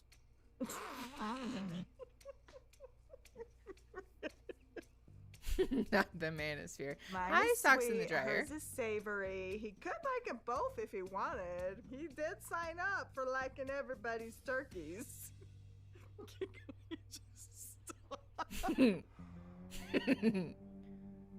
It's weird because this whole situation has me thinking so much, and I'm going trying really hard not to get like, what's that word when you just feeling like everything's falling apart and it's bad? Oh yeah, that everything's falling apart and it's bad. I'm trying not to get, what is that word? I don't know. Is there a word for that? Mm-hmm. Like you're just kind of letting it kind of pull you down, sort of thing. And I'm thinking Like about being other plural depressed? families a lot, and like the knowledge that I know about other plural families. How do they operate in these situations? I'm trying really hard not to feel like it's the end of our world, and like that, like it's just hopeless, completely hopeless. I'm looking for some light at the end of the tunnel because I'm struggling so bad. I mean, I'm struggling not to be like blue and crying constantly and depressed and stuff like that. I still think there's ways to get it figured out and fixed, but I feel like, you know, I just need to like look at it from a different perspective so I don't go all dark every single time I think about it, because it just feels so much like such a difference and such a deviation from that big picture that, you know, that I wanted and saw and wanted. I mean, COVID's really made me wonder if what I saw was real, and I'm not trying to be insulting there, but it's making me wonder if it was as real as I thought it was because of what has happened the last, you know, year and a half. I'm struggling with depression over it. All right, hold on really quick before Robin does the rest of her talking head. I think this is actually a useful discourse to have. We do this a lot with families, especially. We often, I mean, we talked about this earlier, right? We have this like fantasy of what we think a family should look like or what we want our family to look like. And then when that turns out to be not the case, we end up having to kind of grieve that loss a little bit.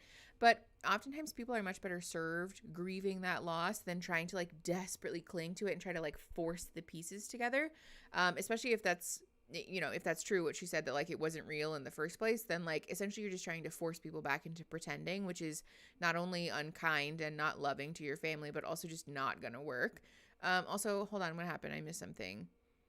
Boop, boop, boop, boop, boop, boop, boop, boop. Alexander, speaking of work, I had an interview on Wednesday. It went really well. I should hear back on Monday or Tuesday.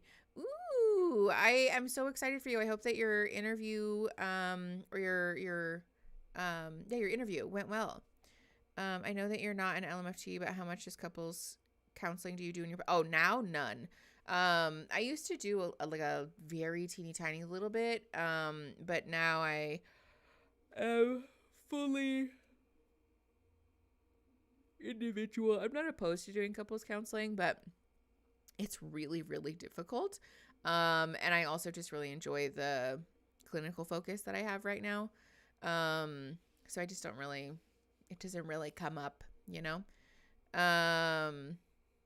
Allie, I know everybody here is so kind to everyone, and it makes me so happy. Robin being confused, 16 years or more later, living in it. She wrote the book, aware of the issues. Lol, she is a trip. I've seen a lot of Robin hate, and I do want to be super clear. I think she's allowed to feel sad about this. I think this makes total sense, and I understand what she's saying, right? I think there's also probably some level of feeling conflicted that she might have, being the only wife that has a positive relationship with Cody, but also wanting to maintain closeness with Janelle and Mary and Christine. Like, I can sympathize, right? Christine, that's not true. You're kind to everybody. Oh, okay. I did not mean to press play, but that's fine. We're at 24 minutes, 54 seconds pressing play in 3, 2, 1. I feel like we've failed. You know, I feel like it's been definitely amplified during COVID. The tension that was always there, kind of thing. I don't know was it there, Mary? I seriously want to sit down and go, okay, was there things I was missing when I first came in the family with you guys that I didn't quite realize were underneath everything? Like, this whole thing with Cody and Christine is just floored me. And I know that there was like issues and stuff like that, but every marriage has issues. Was there stuff that I didn't know about? Oh my God. Nice to see you. How many times are we going to tease keep things this? lighthearted and keep things casual as much as possible, because who knows what's going to happen in the next 10 seconds. I have no idea. When Robin came into the family, if she saw that we were perfect, either we were all really good actors or she had blinders on. I don't know. I think that's a fair assessment, honestly. Yeah, little E, I get that Robin doesn't know her own part in all of this because Cody's concealed so much from his wives about what he's communicating with others. That's fair. A couple of days ago, I asked Cody if he could meet me at Salsa Brava just to discuss Truly and what she's doing and how she is, and then the holidays as well. I really, really would like to have an amiable divorce, you know, be able to talk to him about stuff. Oh, I did know that, Hyperfluous, that Robin is also previously divorced. Yeah. Yeah, Gemma Bell, the constant previews and the recaps. It's very cable television. I don't really know how I feel about meeting for lunch. I'm not feeling like I'm in a great place. Does this man ever not complain about the way his wives handle anything?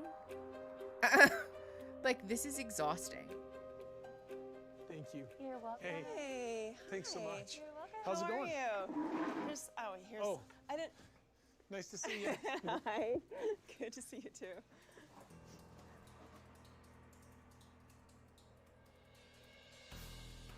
So what are we ordering or are we talking business first? Well, we can do whatever. So not talking business. I just want to talk to you about the holidays a little bit. Okay. That's not business. Okay. I think it's good just to keep things lighthearted and keep things casual as much as possible, because who knows what's going to happen in the next 10 seconds. I have no idea.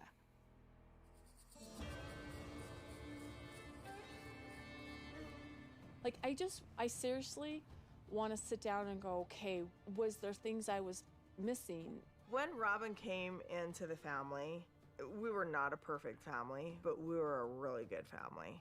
I think people are looking back and trying to pick it apart. And if she saw that we were perfect, then either we were all really good actors or she had blinders on. I don't know. And I'm not saying that to be rude. We were not perfect, but we were good. I don't know. I don't know what their relationship was, but it's not. Mark, thank you. It's not what I would have expected from Christine. It's also not what I would have expected from Cody. Like, everything that's going on with Cody and Christine, and then everything that would happen through COVID, I am questioning my reality. I'm starting to wonder if I didn't really know what was happening back then. I'm not the only person in love with Robin. I'm just looking for answers because I don't understand this. I know some people would be like, well, what does it matter? It matters to me. Okay, hold on, pause before we listen to Robin more. Bridget, thanks for joining the channel memberships. Oh, Lovey, hi. You're one of us now. Thanks for joining, my friend. Yeah, what's the stream? Hold on, can I see that with this? How many people have liked the stream? Ooh, 93. So only 7 more people need to like the stream. And then Mark will donate memberships, which, you know, you love to see it. So, yeah, hi, big dog. I told them the story about your Chipotle. Okay. The other thing that's interesting about this is that I'm wondering if there is, again, I'm speculating about this. I have no way of knowing this for sure. This is not me diagnosing her, like, speaking definitively, but I do wonder if Robin has some guilt about the fact that the family seemed to fall apart suspiciously after she joined it. And so I can't tell if there is a concerted act of ignorance that's happening, of like, oh, I don't know what's happening, and almost like pulling for this information to get people to tell her, like, no, things were bad before, this wasn't your fault. Or if this is a genuine ignorance because Cody seems to control information generally. It happened. Thanks so much for gifting 10 memberships, Mark. Okay, let's see who got one. Socks, Kristen, Irene, Universal Queen Fern, Hope Star, Allison Bennett, Kalita, Socks. I'm back, baby. Yeah, and formerly Aaliyah. Yay, and Gemma Bell. Thanks for joining the channel memberships, y'all. You're one of us now. Oh, I forgot we had a McNugs emote. That thing is so cute. Hold on. Let me put one in there, too, because I just love it. It's just so cute, and I'm so proud of myself for having made it. I mean, not made it in its entirety, to be fair, but still. Oh, it's so cute. I love it. Okay. Sorry, focusing back in. Leslie, how does what work? The channel memberships? Robin has a ton of guilt and anxiety. Her kids also show high levels of anxiety. Interesting, little E. I'm curious about that. Ooh, hi, Captain Quesadilla. Thanks for coming. What is focus and how do I do that? Honestly, Christine, I don't know. I'm speaking from a place of ignorance. Okay. Got to be on edge all the time when you live with someone like Cody. Yeah, that's fair, actually, Kristen. I can imagine that having that close contact with Cody probably does that too. Joseph, thanks for the 5 memberships. Okay, who else got one? Teresa, Iris Bear, Joni, and Leslie Shepherd, and Onyx French King. You're one of us now. Welcome to the channel memberships, y'all. Thanks, Joe. Thanks, Joe. Thank you, Mark. Y'all are the realest. I love seeing gifted members in the chat. It makes me happy. Yeah, let's spread some love. Thanks, y'all. Hell yeah. Okay. We are at 28 minutes, 53 seconds. We're pressing play in 3, 2, 1. When I got divorced, it was a tough situation, and my most important thing was my kids and feeling like there was a safe family to be a part of. And when I met Cody's family, I saw them operating as one family. I saw all these different things going on in the family that seemed very functional. Like, I thought this was a safe place for my kids to be. The first 20 years of our family was pretty dysfunctional. And I think because we wanted to be functional, we had a very different attitude about it. We were trying so hard that we believed we were functional, but we weren't. How very convenient. You know, once Robin entered the family, there was a shakeup, and I don't know if things were ever settled again. Sorry, hold on. What did I miss, Eric? I didn't notice your hair has changed. You know what's funny, Eric, is that it hasn't changed, actually. It's just that this is like leftover dye because I've washed it literally every day for like 28 days straight. So there's like hardly any dye left. You want to see something funny though? Hold on, let me see if I can grab it. Is it this side? I think it's this side. I don't know if you can see it.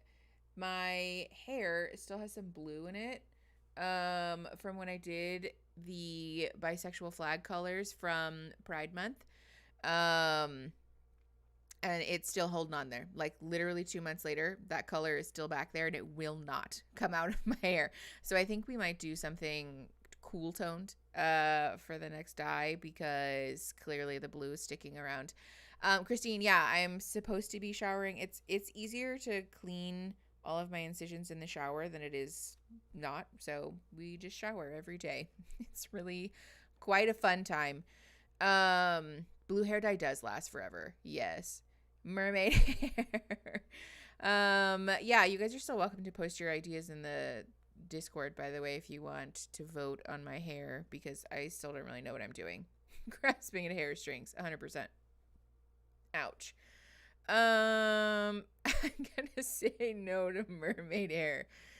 Listen, you guys can vote in the Discord. I'll put up a poll or something. Okay, Cody moved them to Vegas and then to Flagstaff and then spent years and years separated as a result.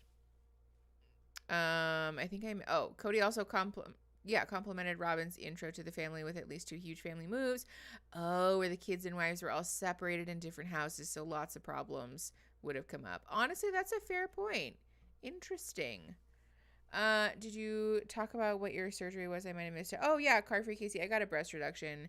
My yitties used to be huge and now they're not. So I had a surgical induction to the itty bitty titty committee and I'm living my best life. Yeah, Car-Free. Ouch for sure. But also not having wicked dysphoria every time I look in the mirror is worth it. So I should probably join the Discord now if I haven't already. Hell yeah, Iris. There's a link in the description to join the Patreon, and then in your intro email, you should get your invite code. If not, there is a permanent one pinned on the Patreon. Yeeted my yitties, 100%. Okay, let's keep going. We're at 29 minutes, 50 seconds. Pressing play in 3, 2, 1. We became very, very separate and the family traditions stopped. And I don't know, and I'm not accusing Robin of stopping all the family traditions. I don't know what happened. I just know that us getting together again as a family stopped happening. Are you having a hard time with it? Because you don't say much. I feel like I'm just completely rejected. Like, I know what our relationship used to be, and it was good and it was fun and we laughed a lot. Hold on, Christine, I'm gonna go look at that one. Holy hell, if you go look over there, I will tackle you. I will tackle you. I want to see that. I want to see it. Run, Mary, run! Oh my God, did she actually tackle her? Yeah, so I don't know. And oh then, my you know, God. clearly, when she was telling us when we were there last time, over at her house when she was telling us she was leaving, and she basically said to us, well, I don't want to have a relationship or work on things with you guys. Are you interested in some sort of like trying to work stuff out? I think for right now, I need space. Okay. For right now. So some of the emotions that I have been feeling throughout this whole situation and things that I've said are I'm angry and I feel betrayed. But I know 100% that that is a secondary emotion. And really, I'm just sad. You know, I always... Hold on, pause. We're going to address that in a second. Also, I saw you guys... Mark, you still haven't gotten your shit? What the fuck? Oh, your shirt. Okay, that's still fucked up, though. Why haven't you... Oh, my God, that's so annoying. I think there is one other person who hasn't gotten their stuff, so I can email Patreon again. I just have to open a complaint again, which is... like, they make the whole thing so unnecessarily difficult. I'm glad you like your Patreon shirt, though, Remedy. I am pretty fond of the design of the Patreon ones. I want a reduction so bad. Oh yeah, Onyx, that's where I was at. I think before surgery, I was double H cup in UK sizes. And I don't know what my size is yet because I can't wear bras and I haven't been fitted because also swelling. But if I had to guess, I would guess probably like a D cup, which is crazy. Like the vast majority of my tissue has been removed. I hope you're doing well. One of my Girl Scouts had breast reduction last year and she's a senior in high school and it was rough, but she's doing so much better now. Yeah, that's what I've heard, little E. I feel like we're really close to being back to normal, which I think right now is making me more frustrated than anything. But I'm hopeful that like in a few weeks time we'll have turned a corner, you know. Carolina just came here to say hi for a sec. I think I came at the wrong time. I know people tackling each other. We're watching Sister Wives, Carolina. Thanks for coming. It's nice to see you. I don't know what I'm missing, but I think I didn't get the whole list. I have to move the patron level down due to finance stuff. Your merch, you mean, Eric? Just email me or DM me. If you guys are missing merch, just DM me and then I can open another complaint. It'll be much easier. Oh, Iris, I know. My live stream, I literally told my surgeon my live stream is to buy a bra at Target. That's all I want. Yeah. I know, I'm really excited about it. It's been really fun to see how all my clothes actually fit better now. The problem with reduction surgery is how much tissue they need to remove weight-wise for insurance to cover it. There's a minimum. Yeah, hyperfluous. I've heard people have had a lot of issues. I couldn't get mine covered. Well, I mean, like I could, but I didn't do mine through insurance because fat phobia meant that the surgeons who took my insurance wouldn't do the surgery. You're live streaming buying a bra at Target. My life's dream. No. I will not be live streaming me buying underwear. Thank you. Merch collab. Y'all, I'm trying to keep up with my own merch right now. Thank you, Raspberry. No worries, Mark. Thanks for coming. Here's a parting gift. It hasn't loaded yet, but we'll wait and see. Not gonna lie, I don't super care about Sister Wives. I just missed your lives. Well, Macy, thanks for coming. I'm glad you're here. Mark with the 5 memberships. Thank you. Let's see who got one. Carolina. Hyperphilus. Becky is outside. Joanne Sadler and Raspberry. Welcome and welcome back to the channel memberships, y'all. You're one of us now. Gems are the same thing. To be fair, I am mixing all of my words today because I'm sleepy. So We are slurring words today. Oh my god, I can't stop yawning. Welcome to the channel memberships, you guys. I'm so excited to have you here. Thank you, Mark, for the gifted memberships, and I hope your meeting goes well. Okay, let's get back into this. 31:25, pressing play in 3, 2, 1. Thought that like one day there would be the closeness that Christine, I I wanted. wish. You know, we would come someday figure it out. You know, you hear the ladies in our culture and church talk about that. I mean, I know that she doesn't believe in this anymore, and maybe that's just as simple as that. I don't know, but I don't know, because like I would choose our family even if I didn't have a belief anymore. Yeah.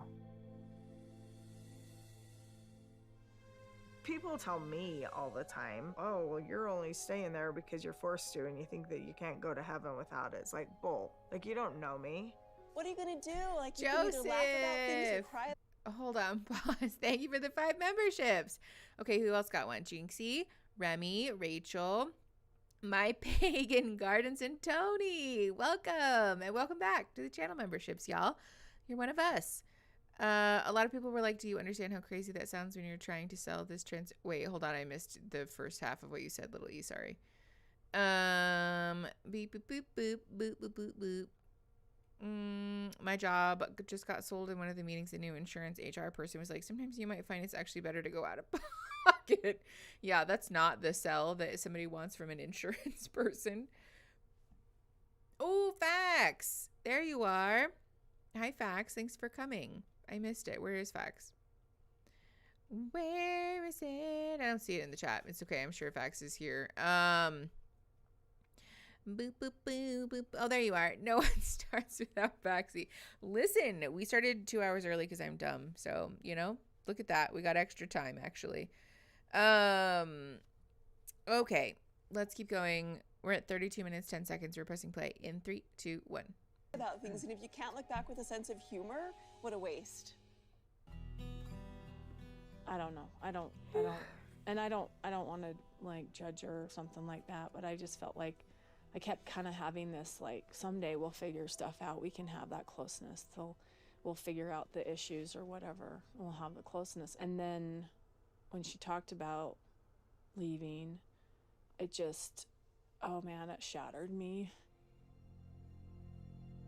We all believe in a God, but if we're not involved in our church anymore, how does that affect it? Even if we don't believe in church or authority or even the principle of plural marriage, even if we got to that point, like, we still are a family. This thing that I thought we could figure out, you know, this kind of end goal, you know, just got taken away.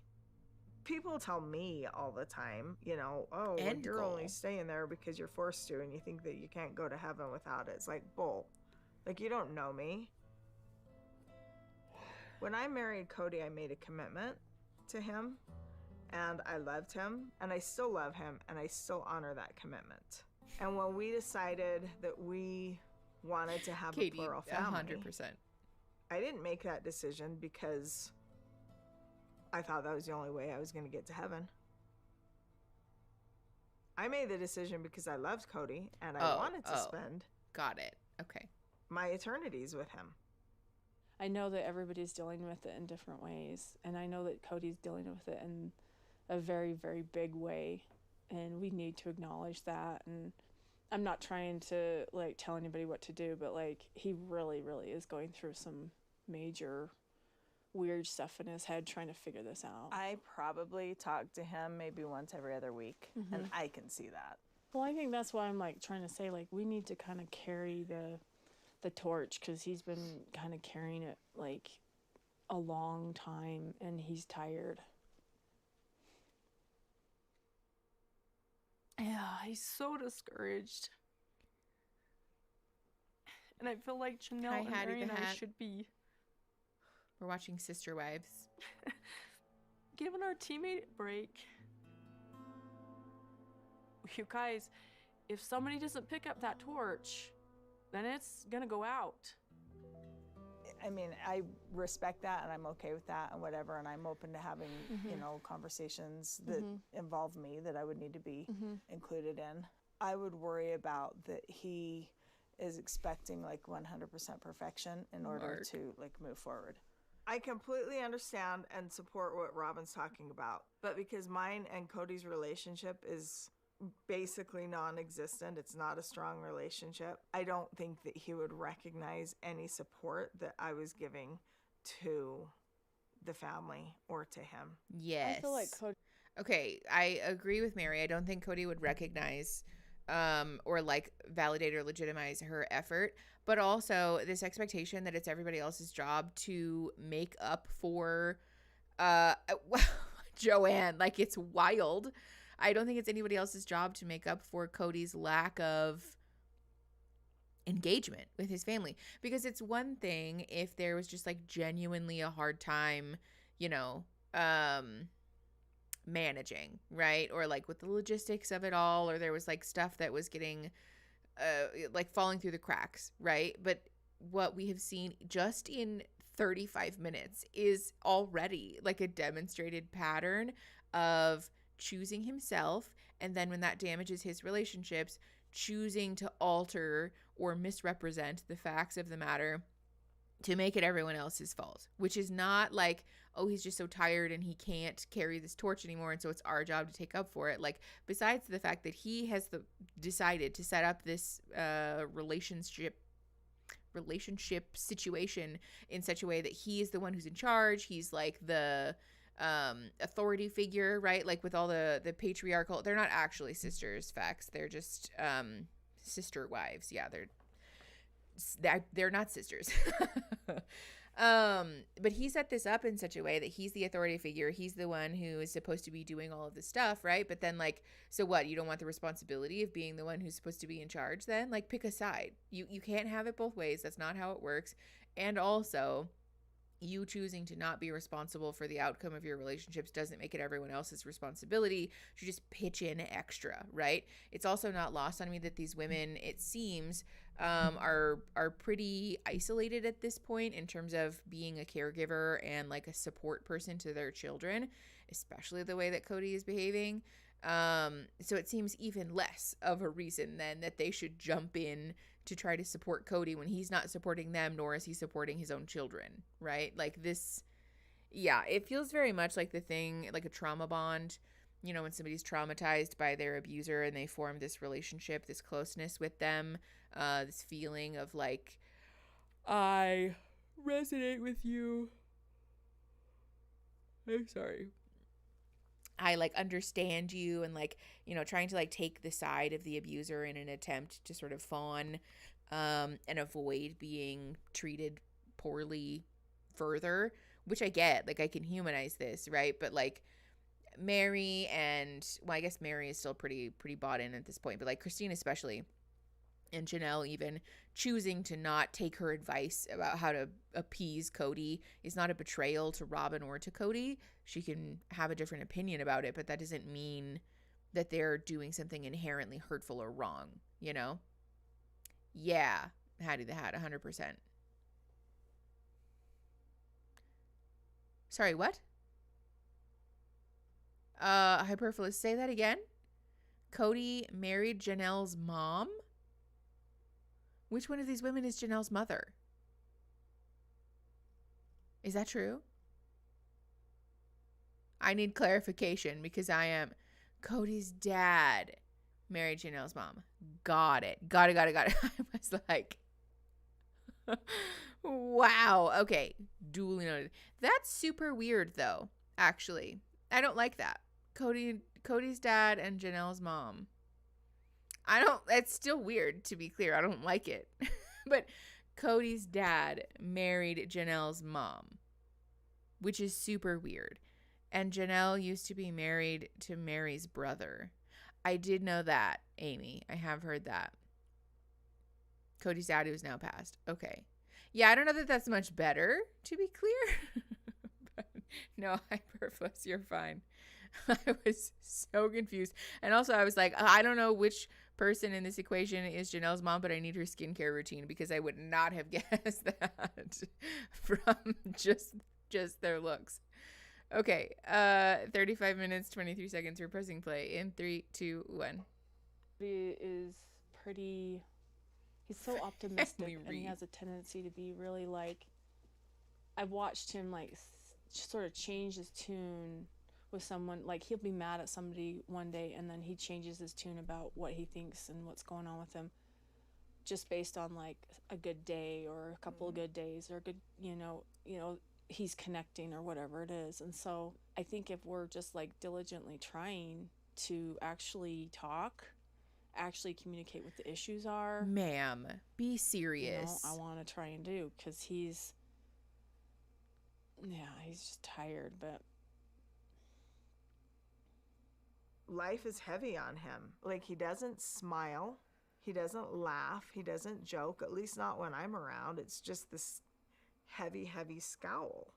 I mean, that's the only thing I feel like is the only way we're going to be able to, like, you know, pick up the baton for him is if we're doing it together, the three of us. Yeah. I mean, wouldn't that really be cool, Mary? Just would it, Robin? Get together and look at everybody in the room and feel like I trust them and they trust me. Yes, but that's not the situation that we're in, I appreciate that I have that with you. I have her back. Do I agree with everything that she does or thinks or says? No. All right, I guess I'll give you back. Hi, thanks for coming. Pretend Cody hug. You know, Cody and I have been in this place for quite a while. Pagan Gardens. We're just, I guess the word that you would put to it would be estranged. And this has been going on for quite a few years, but I am also in this place of working it out. See ya. Bye.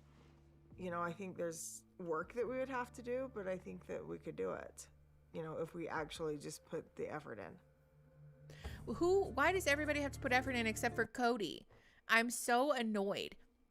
Robin thinks it would be cool to have the ideal plural family where they're all on good terms and thinks that them leaving because that's not possible means they're failing. Well, yeah, and I think she's like taking that on the chin, like she's sort of taking that dissolution really personally, as though she personally is a failure, which is not fair or true, right?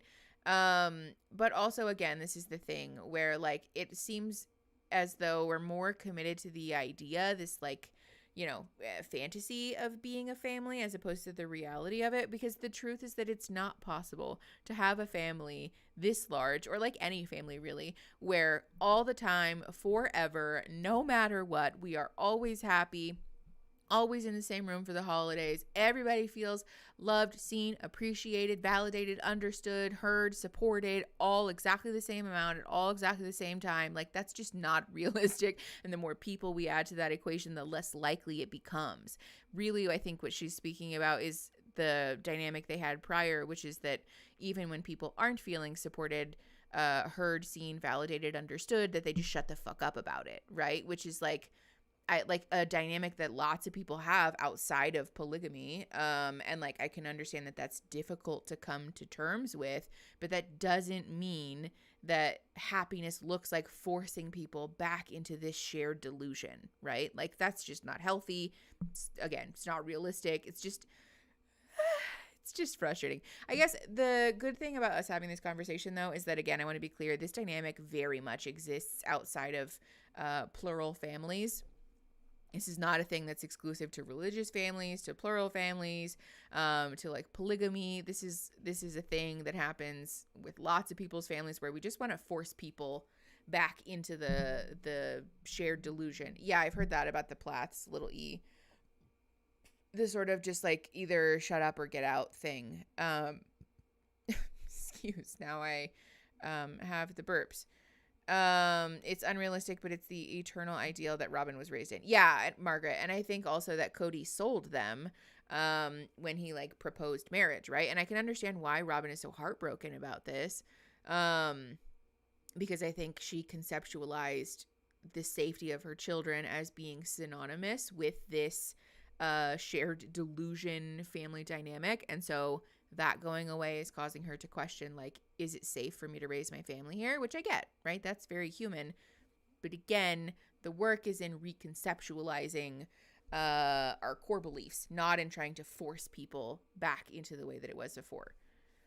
Okay, let's keep going. We're at 37 minutes, 27 seconds. Pressing play in 3, 2, 1.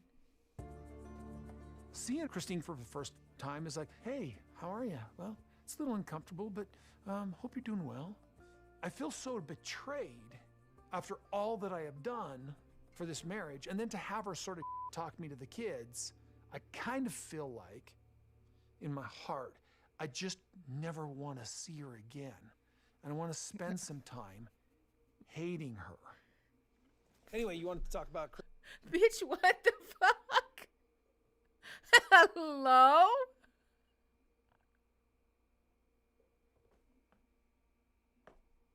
Come again? Yes, Gems. What the fuck was that sentence? I feel like, in my heart, I never want to see her again, and I want to hate her. Hello? I am so confused. And like, it was a little funny, but I don't think he intended it to be. Yes. Yeah, this man is a walking red flag. It really, somebody mentioned this earlier, but it really does seem as though his idea of love is conditional upon them treating him well, or like deferring to his wants and needs always. And that if he doesn't feel that that's happening, then he will treat you poorly, right? And I just want to be super clear from a clinical perspective, from a human perspective. Nobody needs to earn being treated like a human, or being treated well even. People who love you will just strive to treat you well. That doesn't mean that they won't fuck up and like sometimes be a dick or like hurt your feelings, right? We're humans and people are going to make mistakes in relationships, sure. But like, no one should have to be convinced that you are worthy of being treated with love and respect. That's just fucked up. If anybody treats you that way, run away. Like, run so far away, because there's never a dynamic where that's gonna not turn into something abusive. Talking shit about you where the kids are supporting their children who are angry with him. Oh, sorry, I missed the first half of what you said, Jinxie. Formerly. Yeah, exactly. Okay. Okay. 37:55, pressing play in 3, 2, 1. Christmas. Holidays, right? Christmas. Holidays. Okay. So I was thinking about leaving Oh, hold on, pause. There's no audio on Patreon? For the show or for me? Is that better? I just muted and unmuted myself. Boop, boop. Yeah, it says it's working. Is the show working? Do I need to...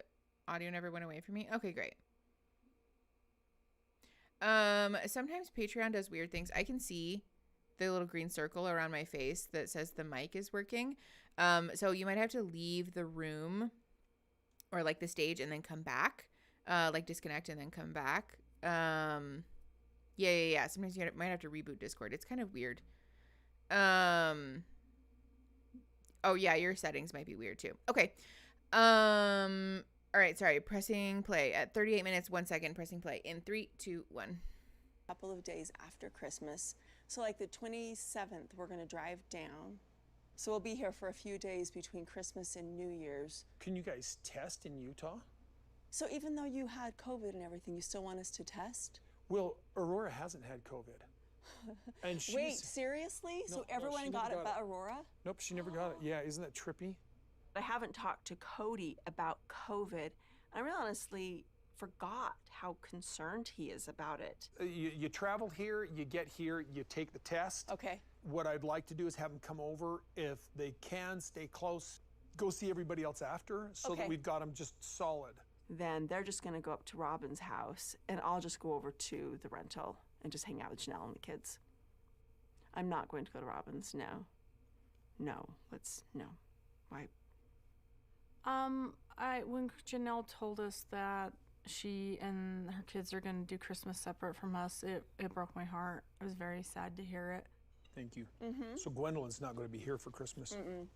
I was sick during her birthday was laid up with COVID. And you were also out of it. Was she thinking that was funny too? I was out of my mind. But when I Sorry, talk about getting anxiety, Christine, and depression. I know, and I'm sorry to even laugh a little bit, but Gwendolyn was like, yeah. You're mean that way, it's okay. I was married to him for 27 years, all right? Every time that guy got sick, it was like the whole world revolved around his being sick. COVID was overwhelming for me. Not being able to sleep and not being able to breathe. Okay, that's valid, to be fair. Her description of you is what's funny. What are you gonna do? Like, you can either laugh about things or cry about things, and if you can't look back with a sense of humor, what a waste. I was in the fetal position on the floor sobbing. Well, I'm not laughing. I'm not laughing here. Okay, hold on. Sorry, pause. Remedy, thank you for gifting 5 memberships. Hold on, let me see. Thax, you got a membership. Vic, KDB, you got a membership. Hell yeah. Bluester and Margaret Miller, welcome to the channel memberships, you guys. You're one of us now. Hold on, I missed some stuff. Little E, your mom dropped boiling pasta water on her foot when she was a kid. Oh, okay. Are you guys talking about, I saw somebody had a burn. Yeah, treat your skin well. Also, friendly PSA, if you're allergic to latex, you may very well be allergic to aloe, just for what it's worth. If he would extend the same sympathy to other people, then maybe he'd get some now. But also, Hope, I feel like this is the trope of the man flu, right? Like, COVID is a very serious illness, and I think people should take it more seriously than they do, you know, especially now. COVID is still very much a thing. People are still dying, right? And especially people who have they're immune compromised, or people who are disabled, people who can't get vaccinated and like have a much harder time protecting themselves. Like, it's a very scary situation right now. And I don't doubt that Cody has a pattern of centering himself and like maybe exaggerating a little for the sake of wanting to be the center of attention, you know?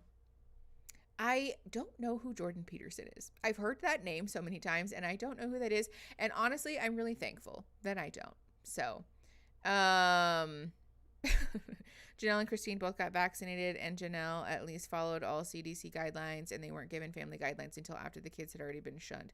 Oh, interesting. Yeah, like I said, I don't doubt that this is more of a control thing than it is a genuine concern about COVID thing.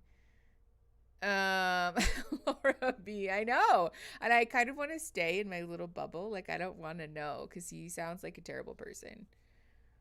Yay, another somebody. I know, I'm still waiting to get my most recent vaccine because I couldn't get it right before surgery because they were afraid that it would complicate things. So I am still waiting for all of my healing to be done so that I can put my immune system through the ringer with something else. But thankfully, you know, I sit at home and do nothing all day, so not really at risk for catching anything when you never leave the house.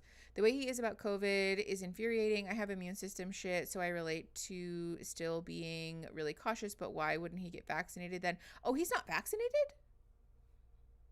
Okay. Yeah, no. I will cough in your direction. No, thank you. Facts. I think I'm all good on the spice front. I'm at a point in my life where I can only do one big thing at once, and the vax is on my list. Oh, Eric, I relate to that fully. Okay, yeah, Cody said he was dying from a fever when he had COVID, and his fever was 99.8. Do we know that for sure, Leslie? Does anybody confirm that? I just want to be careful because, like I said, I know there's a lot of speculation about the family, so I don't want to character assassinate anyone without knowing. Leah, yeah. Leah said, I'm pretty sure that man's a drama queen. I'm inclined to agree. Okay. Oh, because they filmed it. Thank you. Formerly known as. That's all I wanted to know. Yeah, that's enough for me. Okay. 39:58, pressing play in 3, 2, 1. I've been laughing with her leaving.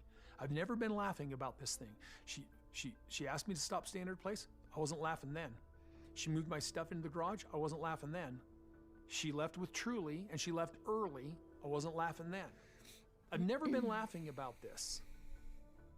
My reaction is just terrible today. I'm so sorry. I'm not married to him anymore. It's so freaking awesome. Oh, wow. Honestly, I kind of get that. I This relate to season that. on Sister Wives. Hold on, pause. Yeah, I think her having this sort of freedom to sort of laugh at this person who subjected her to what sounds like a lot of fucked up shit is just like really emblematic of their relationship at this point, right? That like Cody is his like biggest frustration is feeling to be like feeling small or being made to feel embarrassed, right? And these women, their frustration is being treated as a second class citizen, like a subpar human being. So like, if that's not a summary of the issue at hand. Okay, Christine said he called Gabriel, an adult child of Janelle, on Gabe's birthday to ask how COVID was. When Robin got COVID, didn't even know it was his child's birthday. Watching Gabe talk about it broke me. Oh my God, Christine, I remember you telling me this. Yes, the COVID thing has been a source of contention because he seems more fixated on that than anything else.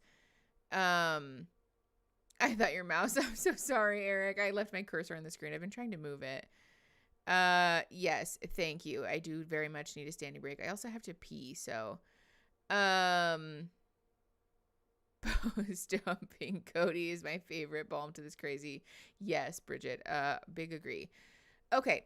So, I don't think we need to watch the preview because I'm confident they're going to show us. So, let me fast forward here. It'll be a surprise. It'll be a fun little surprise for all of us, you know? Here we go. Episode 2. Show me episode 2. Perfect. All right. Yeah, we're going to take a 10-minute break. I'm going to go pee. I'm going to grab a little snacky. Please don't forget to hydrate, feed your meat suit. And we will be back at like 2:17 to 20-ish. Sound good? Perfect. All right. I will see you guys in a little bit.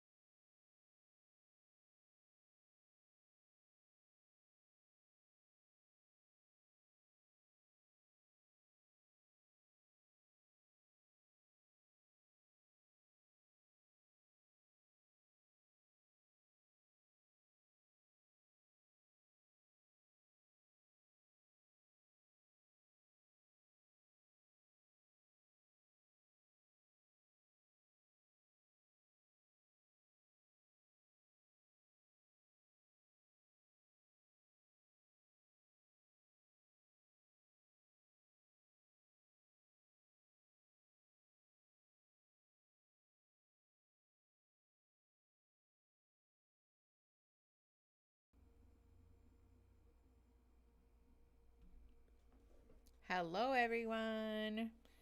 How's it going?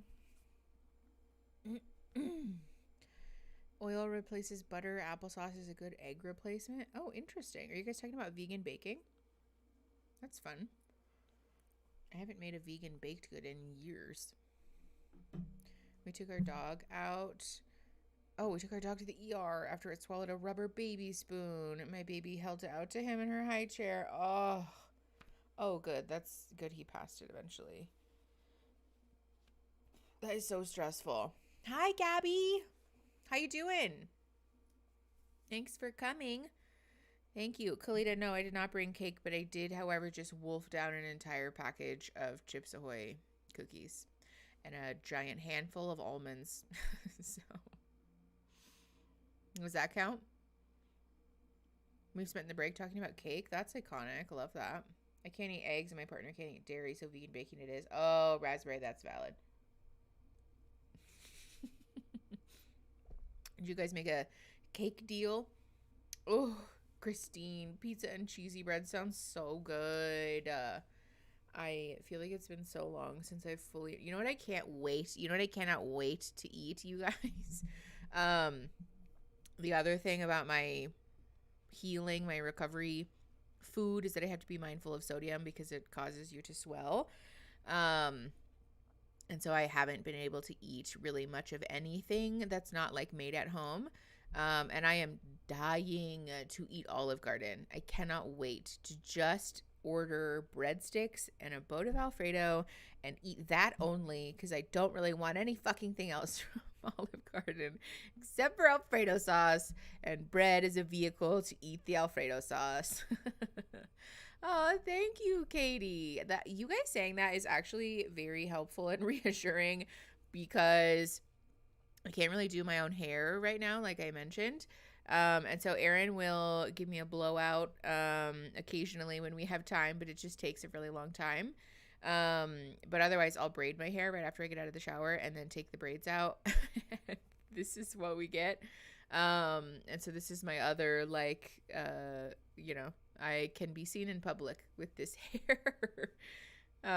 So thank you. That's very kind. Gemma Bell and the cursed cake preference. Yeah. Car-free Casey, 100%. Olive Garden has an appetizer. It's literally just breadsticks and a dipping sauce.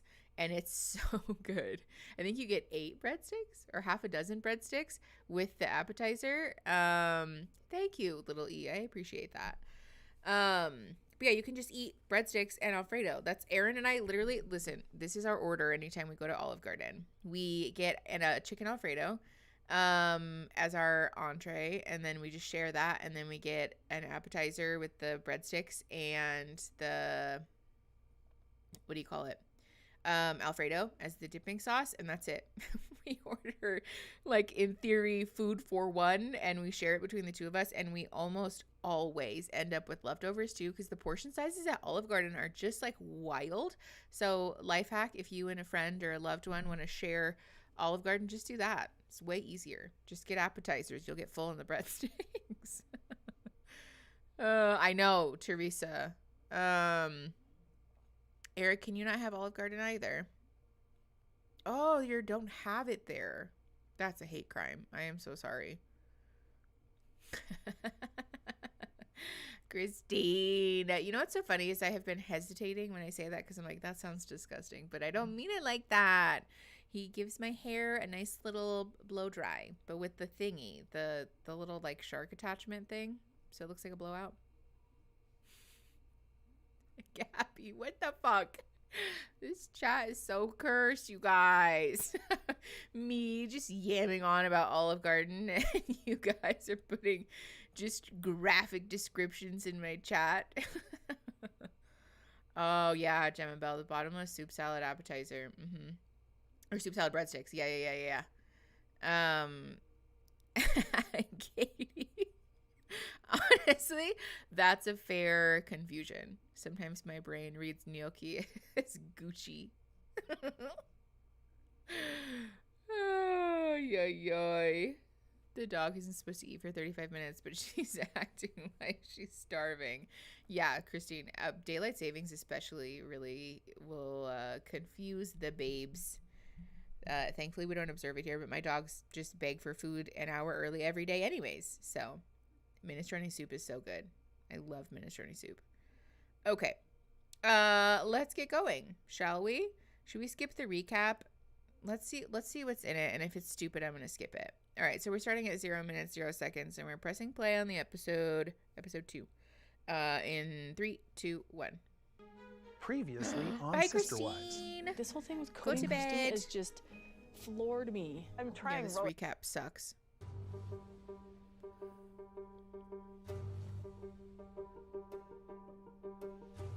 Okay.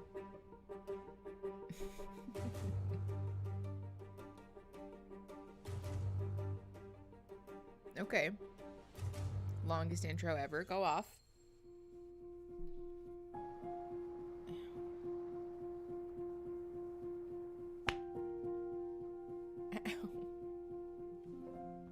Okay. I've really struggled. I've been pretty grouchy, very, very angry. The So you're husband. still kind of angry and stuff? I love the way she asked that. We were talking with Janelle the other day. I literally lost my. I just survived a really, really I dark understand place. that. You don't give a though. Look at you, dismissing it. Okay. Would you ever have any please empathy don't for me? leave. Can we just When keep you're in talking? pain, I try to understand you. Cody. Janelle, this is a really bad idea for you to walk off on this one. Well, all you're doing is yelling at me. Yeah, I've got anger issues. Yeah, are we ever going to see that full conversation? Because I'm really annoyed. I don't want to be here. I don't want to be here with her. I know that Cody's mad. I've known that Cody's been mad for a long time. I mean, it's just obvious. He is always mad. Christine herself, her face doesn't bother me. It's what she's doing with our children, talking behind my back about the reason she left. Cody can get mad at me about a lot of things. He can name call me, that's just fine. But when he sits there and he tells me to my face that I am pitting his children against him, no, that is not true. I am their sounding board. They get to talk to me about things that are hard, and That's valid. You get me in the wrong place, and I'm just venom and vitriol. So sometimes you still hate me. It's okay. I don't want you to pretend there's no point in that. I think it gives you satisfaction if I did hate you. It doesn't. It's Are you heartbreaking. sure? It's heartbreaking. I really think about him less than he thinks I think about him. I don't really even think about him that much. My God, that is the ultimate burn, first of all. But second of all, I want to commend her for being a sounding board for her kids, right? We don't know to what degree she's potentially saying negative things about him to her kids. So, like, fair enough, right? It's entirely possible for that to be happening, which, to be clear, is not good. Don't do that to your kids. However, it is a truth of divorce that kids will often have negative feedback about one of the parents in the equation, sometimes both of the parents, just at varying times. And the role of being a supportive and healthy parent is to allow your kids to express themselves. Express themselves. And to give them space to know that, like, that's all right. Like, it's an okay thing to feel. And also, you can still love your dad, right? Like, yes, get those emojis out. It's healthy behavior to model that, like, we can be angry with someone and also still love them and still work towards expressing that healthily, that we can bring those concerns up to them in the hope of having them validated and heard, and then to work it out, right? Like, there's lots of really positive modeling that we can do as parents when our kids have big feelings about anything, really, but especially about the other parent in a divorce. So generally speaking, this is good. It is common, though, for this behavior to get turned into, like, why would you let them say negative things about me? And I just want to be clear that being a supportive parent doesn't entitle you or require you, rather, to force your kids to say positive things about the other parent. That's not what being supportive looks like. I just really don't believe any of these moms have tried to influence their kids against Cody. It just doesn't pan out with everything we've seen from all the relationships. He can't accept it's him. Well, little E, obviously I haven't watched all of the seasons because there's a lot of history that we're missing out on here. But to be fair, it does seem like there is a pattern of Cody centering himself rather than centering others. So I wouldn't be surprised if some of that behavior has bled over into the way he parents his children, you know? Hi, Jolie. Thanks for coming. I'm doing all right. I'm hanging in there. And so if he is centering himself in his relationship with his kids, of course, they're going to have resentments and hurt feelings about that. You know, like the conversation that happened with Gabriel where he didn't even know that it was his own child's birthday is a perfect example of what that looks like. So I think that tracks, right? Like you really don't have to stretch the imagination to see how this man is like probably not being a very checked in and like caring parent, which obviously will make your kids fucking not like you. Okay, we're at 3 minutes, 37 seconds. We're pressing play in 3, 2, 1. Oh my gosh. Little E. I wish I was more ambivalent, but You don't have to pretend. I don't want you to pretend. There's no point in that. I drive by your house and I'm having these like literally anxiety attacks. Coming back to Flagstaff is hard. It's so hard. I think she's Machiavellian. She plays nice while stabbing you in the back. The evil thoughts I had about you, you know, like, you know, but I was just like, you know. So it's grief over me leaving more than anything. It's grief of... Just that it's over, something's over. Even more than that, it was bigger than that. It was my big picture. It's like he's trying to blame me for destroying his big picture, but doesn't see that his actions over the course of 10 years Yes, Christine. is what has demolished his big picture. Yes. You can't just pick favorites. You can't just stay at one person's house and expect to still have a big picture of a big, huge, happy, big family. We don't even have relationships with most of the people in that picture. My relationship with Christine was bad. Oops, hold on. Really quick, I want to pause and address this because this is very much the thing. I think we talked about this in a video recently. I don't remember which one.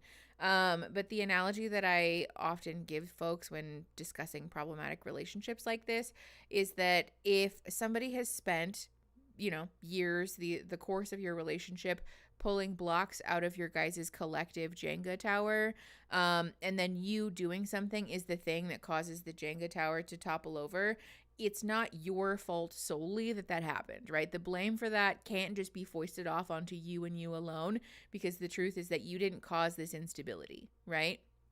This seems like exactly what's happened here, that he's spent the entirety of their relationship destabilizing it by making choices that center himself rather than are caring towards the people that he's in relationship with. And then when they finally do something that causes the whole thing to topple over, he says, look, see, it was you, and like, fuck that shit. That sucks. That's a shitty fucking relationship dynamic to have. And if somebody is doing this to you, please be aware of that. Please don't allow someone to make you think that this is all your fault or that you're a terrible person or that like this is uniquely, you know, that you're uniquely fucked up, because that's not helpful at all. The analogy about blocks in a tower is funny if you've seen the Rock Tower scene. Oh my God, wait, really? Did they actually do something like that, Squid? I need to know. Yeah, he also went on a honeymoon with Robin when Christine was very pregnant. Oh, okay. See, that's what I'm talking about. He stopped showing up for her kids when they were still in the womb. Ugh, that's so sad. And I think, again, this just really paints the picture of like him being not only a disengaged father, but also just a disengaged family member generally. You know, he's like obviously not engaged with his wives, but like the kids and like just viewing them as part of his big picture rather than as people in their own right is like really telling about the way he views family and relationships, you know?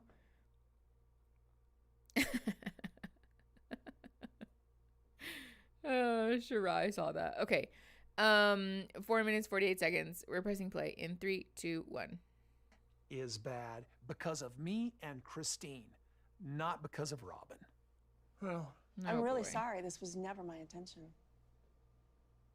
She's trying to say it's heartbreaking. She's acting like, in every way possible, that her life is better than it has ever been. I thought about doing breakup counseling with you, like, hey, we're done. Let's get in a place where we can be functional, because I don't want to sit here and... Post-breakup counseling? Yes. Ooh, Mary, that's an interesting Well, maybe all I need theory. is grief counseling. Well, listen, I got to get in a place where I don't hate you, so I never speak bad about you to my children. Oh. That's my worry. If you need to have some sort of like post-breakup counseling with me, that's fine. The whole thing is very heartbreaking and it's very sad. That's why I'm talking about counseling. If we go through something counseling, sure. we get over it, we shake hands, we go, hey, have a good life. I think counseling would be good for Cody, some in one way or another. Cody's dealing with a lot right now. I mean, a lot. I sometimes wonder how he's able to keep his head above water. I would do counseling with anybody in the family that wanted to do it with me. I would do it with Christine. I'm open to talking to someone. I feel like we're going to do this for the rest of our lives, I'm sorry. I just think just the way that they structured these clips chronologically is so funny, because it really comes across as like the kid in the corner who's like, I'll go to counseling, and everybody's like, nobody asked. But anyways, the other thing that I want to make a quick PSA about is that, first of all, okay, so I saw the comment. Let me see if I can find who left it so I can credit you, Mary, I think. Yeah. Many speculate that Christine got therapy before leaving and learned how to gray rock him, which is exactly what this behavior is, or like pretty similar anyways. Essentially giving this person who has trouble moderating their own emotions room to get the zoomies and just be non-reactive about it is sometimes the best thing that we can do with people like Cody, because if he is depending on your reaction to feel some sense of satisfaction within himself and you don't give it to him, then it helps us to break this cycle of like circular arguing and getting stuck, I waited so long to see what you think of Cody. You sure haven't disappointed. Oh, Alice, good. I'm glad. Yeah, Gabby, gray rocking is really hard because oftentimes people like Cody will say and do things to you that they know are weak spots to try to get a reaction out of you, right? They're hoping to provoke you into getting as upset as they are, so that they can then go, see, look at you, you're abusing me, or you're yelling at me, or blah, blah, blah, blah, to try to make you the aggressor and then paint themselves as the victim. And when you don't play that game, these people become increasingly upset about feeling ineffectual. It really bothers someone who is fixated on control and especially prides themselves on their ability to manipulate other people, when you just are sort of like, whatever, man. Just like, okay, it really gets under their skin. So I wouldn't be surprised based on how she's behaving. There was something else that I was going to say and I forgot. When Mickey returns, I'm curious on her take of all the televised counseling the adults did over the years. Oh, they did televised counseling? I think I've been trying to gray rock my aunt for years now. She's been trying to get me for a while. Yeah, 100%. Facts, definitely that. Asking, are you okay? And then not accepting your answer until you snap at them. Yeah. Including the Rock Tower episode. What the heck? That's super weird, Christine. I don't know how I feel about that. Televised therapy, generally speaking, is just going to be a red flag for me, because it's very difficult, if not impossible, for that to be done ethically or appropriately. And especially with children, there's an extra layer of betrayal there, because you're supposed to be protecting them as the parent from having their privacy violated. And I don't love that. Cody sounds like an insecure little boy who hates when he can't shout. Oh yeah, absolutely. Yeah, it's his property. It really does seem like he views his wives as property. No kids, just, oh, okay, Christine, that makes it slightly better. Politeness and gentle nature. Lol, that was the end of that. She's been using that since we were kids. Oh, sorry, I missed the first half of your comment, Carfrey. My conversation with my sister was just me telling my sister over and over, no, you cannot use my parking space. At the end, she said, it's amazing to me that you have so many friends with your politeness and gentle nature. Yeah, exactly that. See, that's what I'm saying. It's just, he's trying to pick at her, I think. And especially like the comments he made about, you know, how he hates her and, you know, he, you know, does all this stuff. Like, this is how much he hates her and whatever. And when she is unaffected by that, I think it makes him even more upset. There are many more layers to the show and family. All the years have been on with the Unusual Family show. Oh, I don't doubt it, Bridget. I think there's, like I said, there's no way for me to know the full scope without sitting down and watching all 18 seasons, which, based on our timetable today, is an unrealistic expectation, I think. I hated when the therapist went on the anniversary trip. What, are they just bringing a therapist on retainer? I don't know how you feel about that either. That seems kind of fucking unethical too. Oh my God. Okay, 6 minutes, 12 seconds. We're pressing play in 3, 2, 1. In each other's lives for the rest of our lives still, just 'cause, you know, we have kids together and everything.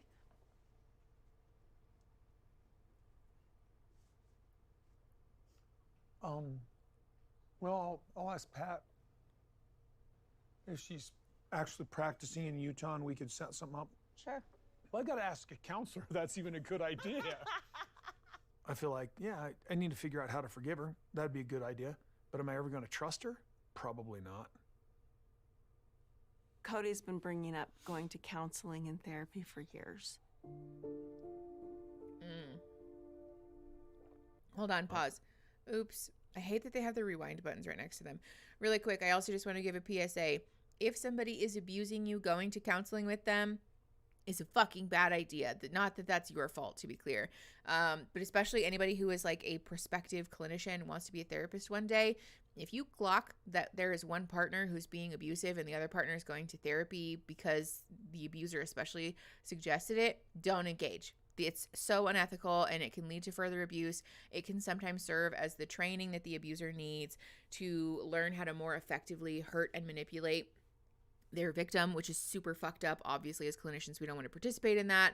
And so I think it's questionable, a little scary, the idea that he wants to go to post-counseling or post-relationship counseling with her, because it does kind of come across as like, I just want a therapist to legitimize me being a shithead to you. And then to use that as further proof that like you suck and I'm right and you're wrong. So just like generally speaking, red flag, don't do that. Okay, sorry. 6:51, pressing play in 3, 2, 1. Going to do it. I'm just going to flat out tell you. We're just not going to. I think sometimes Cody, in his sort of like optimistic way of looking at the world, his mental sunshine kind of thing, that he sometimes will miss some of these red flags. Even when Christine moved his stuff out, I really think he thought, we'll figure it out. For years I cared. For years I cared. Whatever he needed, whatever he wanted, I wanted to be the best wife ever. Even when it didn't matter to him, I would have done anything he needed me to do. But I'm done. I'm done. I'm not going to do a thing for him anymore. Hell yeah. I want to eventually be able to just be friends. It's more like, how do we move forward and be able to be in a... Hi, bye. You're getting married tomorrow. That's so exciting. That was so fast. You guys got engaged recently, right? I am so excited for you. I hope it's the most amazing and wonderful time. I will be thinking all of the happy, like romantic good vibes at you tomorrow. That's so exciting. I feel so special because you like shared your engagement ring with us and stuff. We'll be thinking in a good way about you tomorrow. We're not actually having a formal wedding cake. Hell yeah. Hi, bye. We didn't have a formal wedding cake at our wedding either because I really don't like cake that much. Cupcakes. We had ice cream. Yeah, I love that for you though. That's so fun. Being engaged for a long time is so stressful. Aaron and I were engaged for like literally 2 weeks, I think, before we went to the courthouse and had a wedding. We were over it. I've seen wedding pie and donuts. Ooh, wedding donuts is fun. Okay, Hi, Christine. Yes, we are still alive. We are watching episode 2 now. Donuts is a crime. Donuts are delicious. Aaron literally bought me donuts for my birthday a few days ago, you guys. I love them that much. Fancy Italian food. Hell yeah. I went and taught a whole last lesson on how to give antibiotics. Mickey, you're supposed to take it easy. I am. That's why we're moving really slow. Thank you, Eric. Yeah, my birthday was on the 13th. So I'm 29 now. Ooh, wedding cannolis. Raspberry, that sounds so good. Were they chocolate dipped? Because those are the best kind. Those are my fave. Yeah, facts. That's also why I don't tell people about my birthday. Because I'm like, you didn't ask. It's fine. Addicted to being secretive. Eric, I know. Honestly, I'm excited to turn 30. I think it's going to be fun. Too late now. Yeah, we took a break. We took a long break, too. It was like almost 15 minutes. Yeah, 30 is cool. Thank you. Okay, sorry. Let's keep going. We're at 7 minutes, 52 seconds. We're pressing play in 3, 2, 1. Each other's company and enjoy each other's company. Raspberry, hell But I'd yeah. rather just come from a sincere place of just being friends. I don't know if that's naive. She's so unbothered by him. I don't know either. I think it drives him nuts that he can't control her. There is no way for me to enjoy her company. I don't understand that she says that. I've seen Cody over the last few years just get angrier and angrier. Like, I don't want to sound like a jerk, but he's like, I've really just watching him and seeing how he responds to things, he just seems very angry.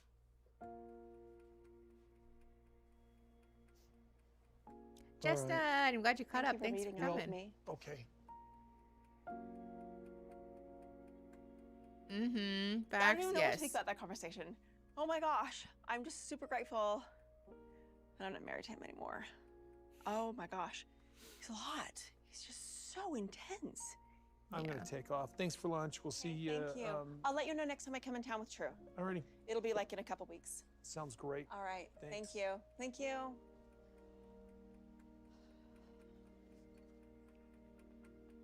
He's really bothered that he can't affect her. One of the things that is confusing for me donut is that wall. I don't see the deal breakers between Cody and Christine. But I don't mean to cast judgment, but I and maybe it's just my perception, but I don't see where either one of them did something so heinous and horrible that it just had to end. And I can't seem to kind of understand. Well, but that's the thing. It's not really for you to understand. Also, just really quick, I think we should normalize there not needing to be, pause, we're at 10 minutes, 3 seconds.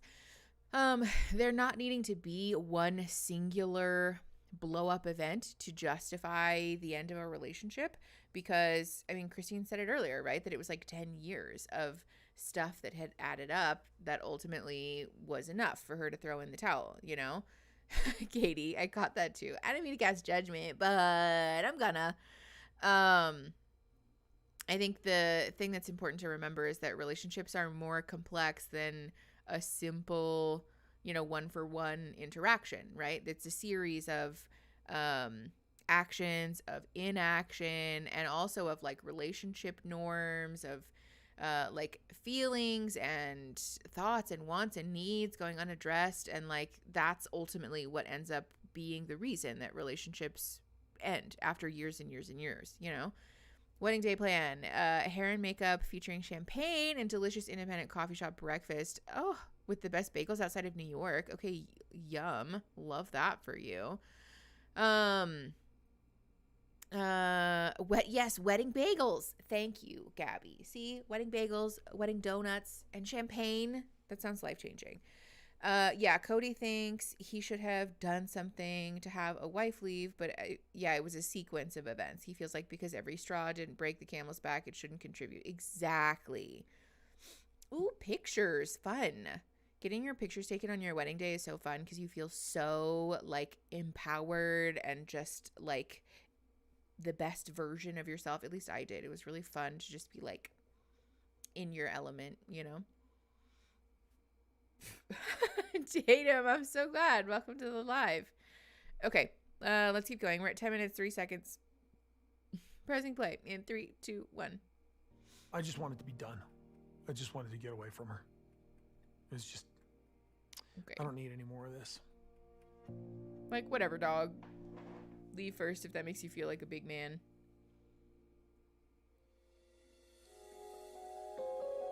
This was their first Thanksgiving in their new house, and I really wanted to be part of it. Janelle has decided that she'd rather hang out with Christine. We're not working like a family. We're acting like enemies. From the man who said, I can't spend time with her. I hate her face. Like, okay. No, but for sure. It's Thanksgiving, and I'm at Robin's house with Mary and the kids. I don't have my whole family together again. This is the second Thanksgiving in a row family that we're not all together. Truly, Isabel, and Peyton and I are going to go to Aspen and Mitch's house for Thanksgiving this year. They're lovely hosts. I'm super excited. They prepare wonderful food. Are Aspen and Mitch her kids, or one of her children and their spouse? Bye, Gabby. I hope class goes good. No worries. We'll be here, not next week, but every Friday thereafter. I didn't say that. Everybody said it. I said it because all of us You used to say it all the time. You'd be like, and then you would insult us and I'd say it back to you and you'd be like, I already said it didn't work. Maddie and Caleb just bought their first house. Like dating life, I'd go, excuse me? And you would go, why did you fart? This was their first Thanksgiving in their new house, and I really wanted to be part of it, so that was an extra fun bonus. Oh, that's really sweet. Don't do that. You're tenderizing. Okay, look, we're gonna rub some oil, okay? Rub the dub. oil on it. You want to rub it? Rub the oil all over the breast. Mm. All over the skin of the turkey, okay? My I my feel about babies this that are raw there, meat Maddie, shot. Caleb, the grandbabies, Hunter, Savannah, and Isabel. It was really fun. Very different than the Thanksgivings I've had for many, many years, but it was fun. Okay, it's kind of sticky, right? It's supposed to be sort of sticky. Today for Thanksgiving, we're going over to Aspen and Mitch's house. We're not filming it because it's Mitch's family's year, but Aspen and Mitch said that we could come over because there's just a few of us. Janelle's making my rolls this year for Thanksgiving at Maddie's house. Best compliment ever, right? Okay. Okay, What's gonna thank you, happen? little E. No. The dough is a little bit sticky, but you're supposed to be able to handle it. So if you can't handle the dough, you just need to add a little bit more flour. Okay. It was like I almost couldn't. Okay. All right. So this will be okay. All right. Cool. You know, it's just one more piece that makes this Thanksgiving feel a little bit more family-oriented to have Christine. Even if This it's for is just a little bit to sweet. reassure me that the rolls are okay. Really quick. Thanksgiving Ooh. feel a little... No, I keep rewinding on accident. I also just realized that I was leaning on my boob. Real quick, I just want to address this because this is what it looks like to form new family routines, right? And like, I think especially like the FaceTime call where like I'm making her recipe for rolls. So I want her feedback on like, does this look right? Or does this seem like how it's supposed to go? This is what it looks like to have new family traditions where we're like honoring that our family has changed and evolved and new people are involved. And also we're still feeling connected, right? Like we are still caring and loving and thinking about each other today. We're just like in different places and that's okay. You know, I just really want to hold that up as an example, because if Cody would have you believe his perspective, then like if you're not all in the same room and pretending to be happy, then it's not a real family, and like that's just simply not true. Hi, bye. It went good. Thank you. I am just over a month post-op now, so I'm close to back to normal. Not quite, but pretty close. Yeah, the raw meat is gross, Lou. I just don't like the look of it. I do my best with the turkey when it's my turn to make it for Thanksgiving, but I really struggle with them being just cold and floppy. It's not my thing. Oh, yes, facts. Yeah, Cody himself, the Lord and Savior. Okay, 13 minutes, 20 seconds. We're pressing play in 3, 2, 1. There was a piece where I kept thinking, I'm really, really enjoying myself here. Should I feel guilty that I'm enjoying myself here? This represents a really big break in our family tradition. I mean, I had all these mixed thoughts going on, but I really was happy to be here. It was a really great day. We were having a lot of fun. It was perfect, really. That's so Our sweet. family's been hurting for a long time. We've done our best to be as okay as possible. But there's still hurt feelings from 12 years ago. It's just everything's been accumulating for years. It's at a breaking point. Sorry, it's just at a breaking point. The big shakeup wasn't caused by Robin. It was caused by the fallout of going public. And that decision was made by our family before we met Robin. Going public? You know, Like I was talking set about to their have family? the holidays with the family here in Flagstaff. But there's this huge looming problem. You know, I basically told the kids what their dad was requiring of them in order to come to Thanksgiving. That's what I did. I delivered the facts. I delivered what he said. He needs to do something here. He's the head of the family. He wants to be the patriarch. This is part of that role. See? That's what I'm saying. You don't get to have your cake and eat it not too. managing my family properly, and Christine has left. And Janelle has decided, because we're not in the greatest place, that she'd rather hang out with Christine. We're not working like a family. We're not a family. We're acting like enemies. But also, Janelle and Christine didn't even spend Thanksgiving together. We're all Hello? separated, except for Mary and Cody and I are together with my kids. You know, my 3 older kids, when I told them that we were going to be separate for Thanksgiving again, they dealt with feelings of rejection. They dealt with feelings of hurt and heartbreak. The question was asked, why don't they care? And I...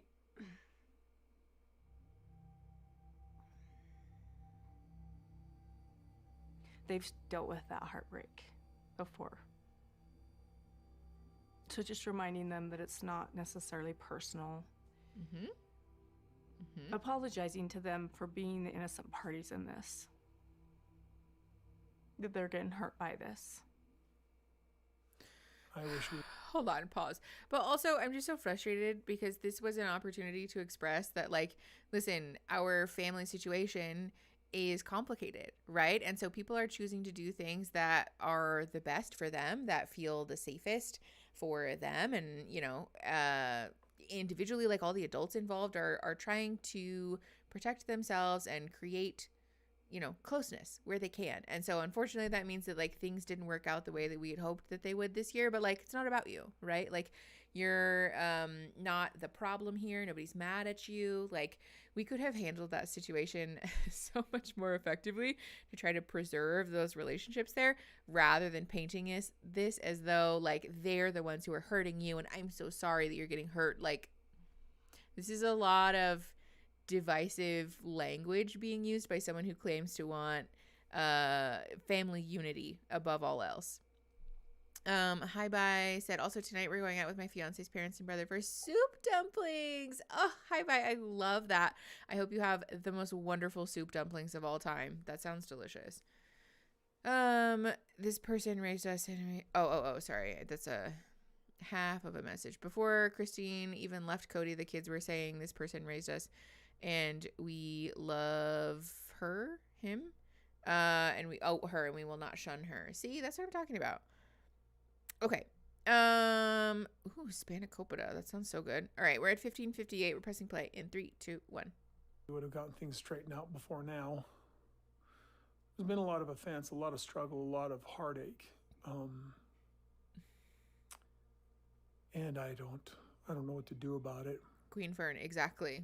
How I dare hope they? that over the next month or over the next year, I can get these things straightened out. Cody, and pull just the find camera peace and away love. from your face. with my family. Everything's changing. And I guess He said, and I took I'm that at peace. I'm personally. in a very peaceful mood. I'm surrounded by people who are not offended by me right now. Ooh, Gemma Bell, yeah. I'm just sad about it. I'm just sad about that this is what our family has turned into. Our holidays are not the big family function that they used to be. It's just sad. More than anything, I am grateful right now for where I'm at and that I have love and devotion with a portion of my family, and I hope that I can get more of that from more of my family as we move on. Not like, I hope I can repair, or like, I hope I can reconcile, right? I hope they just love and devote themselves to me more. Hello? Like, he ran face first into the point and still missed it. Crafty Fox, hi. Thanks for coming. We are streaming. Anyone wonder if he's holding the camera close because he's trying to force an audience? I don't know. To be fair, it is very much the like boomer dad thing of like when you FaceTime with them and it's like 6 inches from their face, you know? It could very well be a camera or a technology thing also.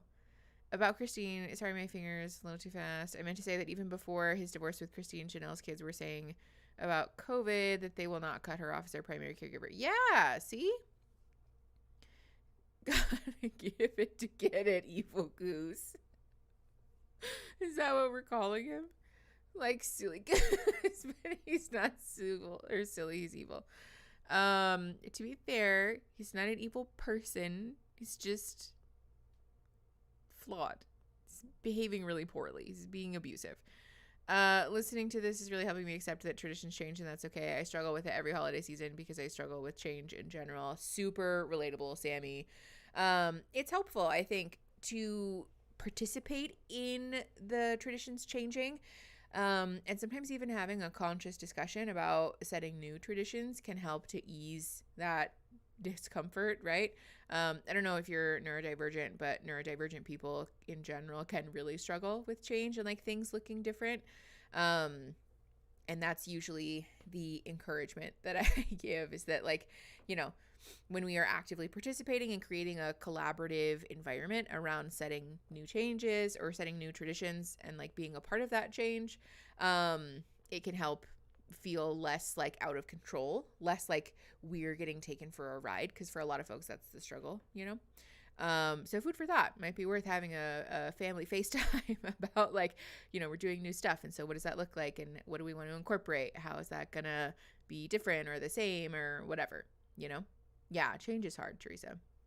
Okay, 17 minutes 14 seconds, pressing play in 3, 2, 1. I just finally went, why am I trying here? Everybody was trying to deflect, but it just kept spiraling. And it was done. With some of the things that were said and expressed, I don't know if we ever come back. I don't think Robin's ever lived plural marriage, honestly. That's a hell of an accusation. We just had Thanksgiving yesterday at Aspen and Mitch's house, and it was lovely. So last year was more impactful for me when we did Thanksgiving separate, because I was choosing to just leave even though I was still living in Flagstaff. But this year is probably more impactful for Janelle, because I think things are just more strained between her and Cody and everybody in Flagstaff. But this year, sorry, hold on. Yeah, facts. I think I talked about this earlier, but before surgery, I was a double H cup in UK sizes, and now obviously I don't know the size, but roughly assuming like about a D, maybe a double D, but I'm still like intermittently swelling, and then the swelling go down, and then I swell and the swelling goes down. So they tell you to really not commit to a size, even if you do get measured, until like at least a year after, somewhere between 9 months to a year after, because there's just so much change that happens that like it's hard to know. It's an area of your body that will fluctuate, generally speaking, but yeah. I recently heard the saying that blood isn't always thicker than water. It's just stickier. Jinxie. Also, fun fact. Did somebody already say this? I don't know if Kristen said this. Let me check. But the saying, blood is thicker than water is like a shortened version of the original, which is that the blood of the covenant is thicker than the water of the womb, meaning that like the bonds you forge with people out of choice are more significant than those you just so happen to be born into, which I think holds a lot of truth for most people. So food for thought. Even the like blood is thicker thing is not true. That's why I have an advanced degree in English to sound somewhat intelligible online. Hi, bye. I relate to that, honestly. I spend a lot of money on these pieces of paper so that people on the internet will talk to me. I did. Oh, you guys talking about Cody? Thank you, little E. Yeah, healing well. Yes, I've heard that C-section recovery is also terrible, especially because they have to. There's so many layers that are affected because it's not just skin. Obviously, there's like muscle and all that stuff. So, I don't envy that position at all because messing with your abs is just like not for me. At least this was only my arms and my chest, you know. Okay, let's keep going. We're at 18 minutes 6 seconds. Pressing play in 3, 2, 1. It was just easy going. I am definitely ready to learn how to make my tapioca pudding. Peyton came into town for Thanksgiving, and his favorite meal is mock tapioca pudding, so we're going to make that together. I'm going to make him make it with me. Okay, so separating the egg, you just carefully break it in half. You don't want to get any of the yolk in with the white, otherwise it won't mix. Mock tapioca pudding was a recipe that I believe my grandmother gave my mom, and it became a comfort food for all of us kids. Okay, that's cute. So I do have to, how are you feeling about me living here and stuff, and about divorce and everything? Mom, I'm so happy you live here. No, I love it, Peyton. We're so happy here. I never moved to Flagstaff. I actually moved to St. George. I started working in St. George, and then I joined the military. I believe I was at basic training when everybody moved to Flagstaff. Peyton's my only son, no, my condolences. biologically, and he's right smack dab in the middle of all these girls. And he's actually doing really well in life right now. He lives in St. George, Utah. It's about 4 hours away. There's always a lot to catch up on. There's always a lot to talk about. And he's a talker. He just loves to sit and have conversations. I just hope for so long things would change and improve and get better, but they just didn't. So, yeah, it was time to leave. And it was yeah.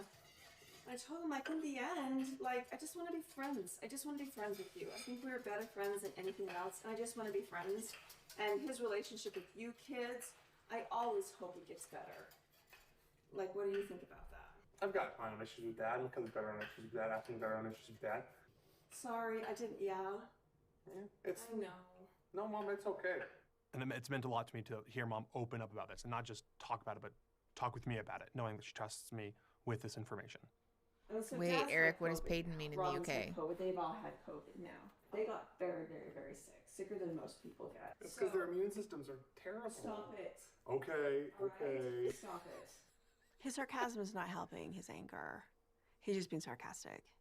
And I don't want him to be rude. Him just saying, yeah, and they lived, that's not fair. Dad didn't really like what I was choosing. I made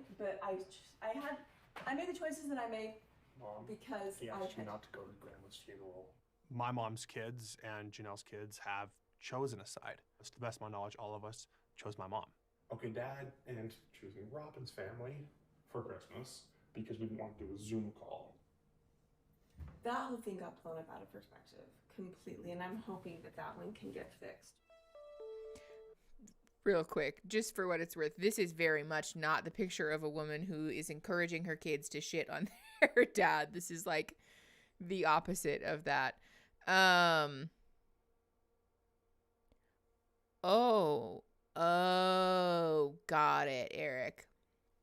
Got it. I love that my question is answered by the show almost immediately. Sorry, I was engrossed and I was not paying attention to the chat. My bad. I've started considering if I want a breast reduction at some point in the future, and to be honest, you've been very inspirational when it comes to even considering it. Oh, hope. Don't get me wrong, it's like a hard recovery for sure, but like I think I said earlier, just like looking in the mirror every day genuinely makes it so worth it. Like I am so happy and excited. I was telling Aaron, I feel like this is just the way that I was meant to look. Like I can't even imagine going back to the way that I was before. Like my body before didn't feel like it belonged to me somehow, but like seeing myself now, I'm like, oh yeah, no, like this is the way I was meant to be. Like there must have been a mix up at the factory or something, because this just seems to fit. Like it, I don't know how to explain it. It seems right, you know? Thank you, Gemma Bell. I love it too. Yes, Christine was lovely about it to her kids. Way too nice in a lot of ways, but kept her sanity and her kids safe. Well, and also she's validating her son with his concerns and also trying to hold him to task for not being like unnecessarily mean to his dad, right? Like, granted, she knows this is on camera, so she could be doing that on purpose, to be fair, but still, I think that's worth noting. Thank you, Fax. I know, I'm really excited about it. Yeah, Rachel. Yeah, the body euphoria is just the best. We do love self-love, Raspberry. Vic. Yeah, I feel that way too. It just, you know, it just seems right. It's nice. So yeah, if you're able, especially if you're able to get it approved by insurance, and you have people who can support you, definitely you'll need people who will support you after, because it's work, you know. The road less traveled is also the opposite of the intended meaning. In the poem of paths, the paths are almost the exact same. It's more about a sort of butterfly effect. Oh, interesting. You can never live the same day twice. He could come back the next day and take the other path, but it wouldn't quite be the same. Interesting, hi bye. I didn't know that. Thank you. See, I feel like there's so many sayings that we're walking around with that are not even close to being accurate. Okay, let's keep going. Hold on. Christine, she says later that she moved away with Truly, so she didn't start to see and feel the difference in how he treats her versus Robin's kids. Now she's surrounded by almost all her full bio siblings who love her. Oh, that's so, it's like heartbreaking but sweet at the same time. Okay. Beep, beep, beep. 20 minutes, 47 seconds. We're pressing play in 3, 2, 1. A few weeks ago, Logan texted a group chat of the siblings that he wants to do a sibling gift exchange. And somebody said, okay, let's tell all the parents about this. And Robin gets involved in the conversation and says, let's do a video chat. It's hard for the kids to just jump on a call at the drop of a hat. They're not opposed to it, they just want to have it scheduled. They were amiable, Sure. They just didn't see how they could make it really work. I was pushing for the video chat for the sake of the kids. When I was getting all this pushback, I just finally went, why am I trying here?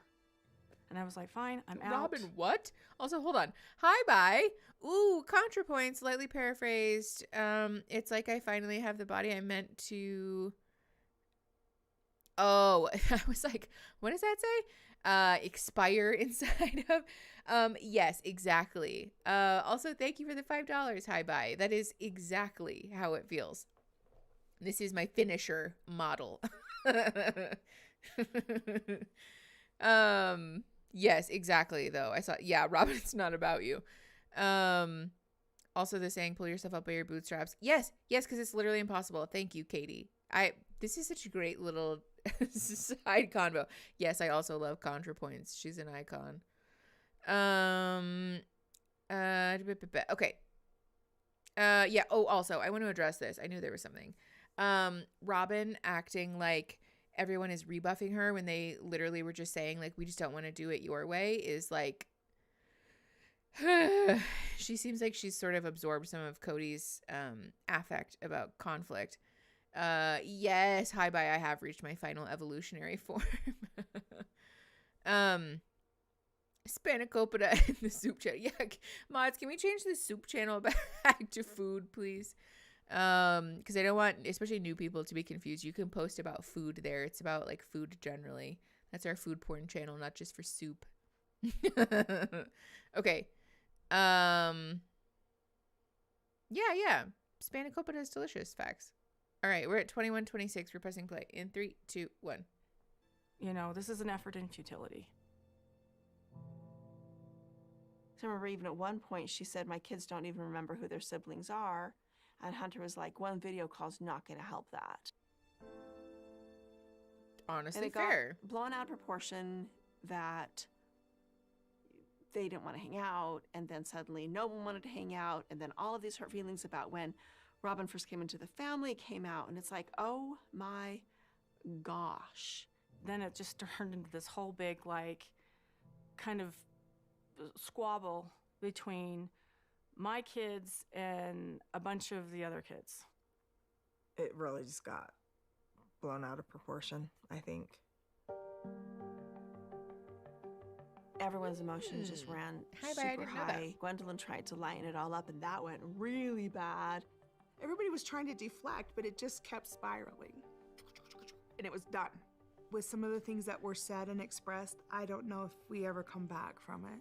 So when this text thread was going on, I was just ignoring it. I wasn't going to pick sides one way or the other. Janelle and Christine's kids had already chosen Janelle and Christine. I always wanted to have the family have Christmas together. Ouch. It was a horrible day. I think Robin jumped to conclusions too fast. It's just another example of them not wanting to be a family with us. It's been like this from the beginning. By the time the whole thing was over with, my older kids, Dayton, Aurora, and Brianna, did not feel comfortable being involved in the gift exchange anymore. My children came away saying, look, what the heck happened? When we first went public, the purpose of going public was to say polygamy works. I don't think it works in my family anymore. You know, my kids and I think it's heartbreaking and stupid because we don't understand.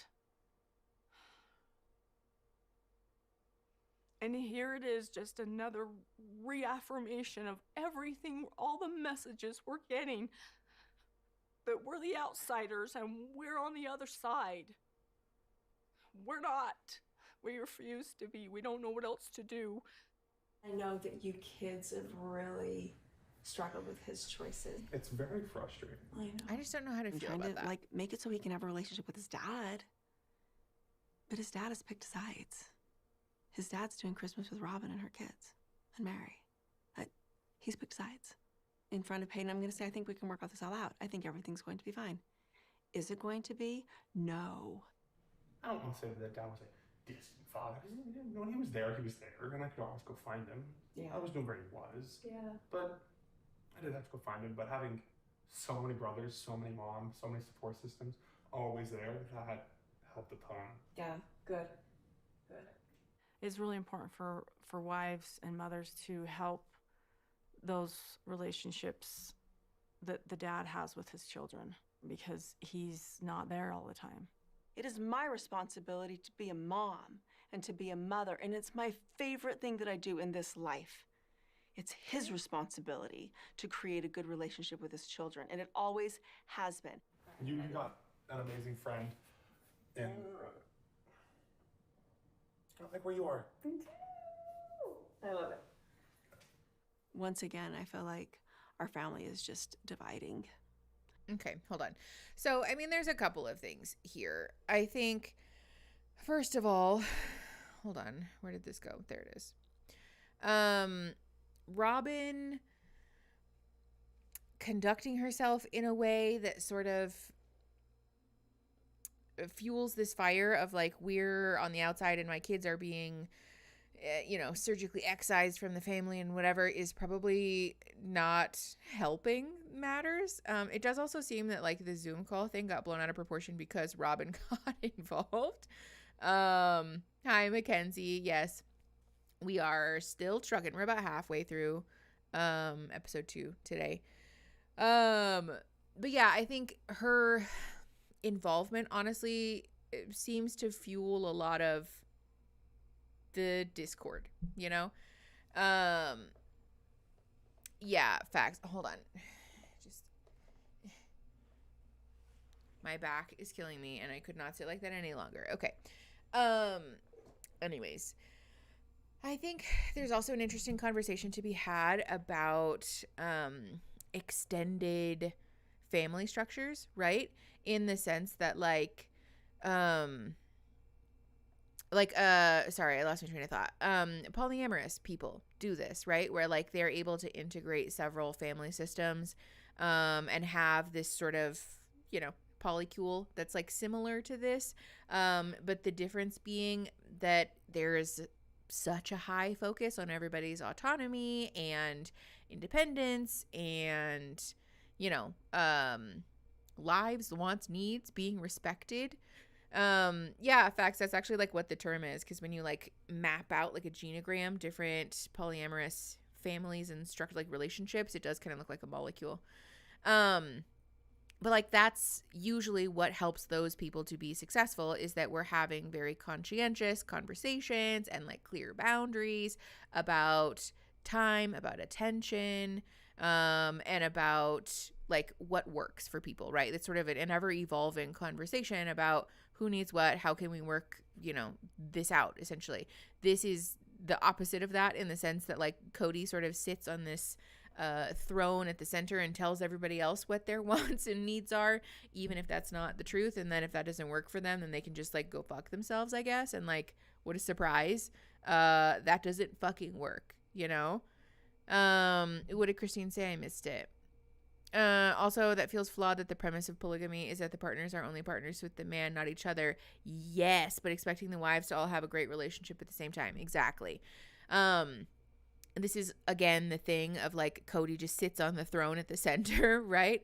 I think this is such a good point, though, because it does sort of devalue the relationship between the wives, but also place this undue burden on it at the same time. Whereas, like, in a polyamorous sense, you know, if you have a relationship with one person in a romantic context, but not with one of their other partners, that's a metamor. That's like somebody that you know, that you're familiar with, that like maybe you do care and love about, but just not like that. But there's no forcing of that, right? Like if you don't want to see them or have a relationship with them, you don't have to.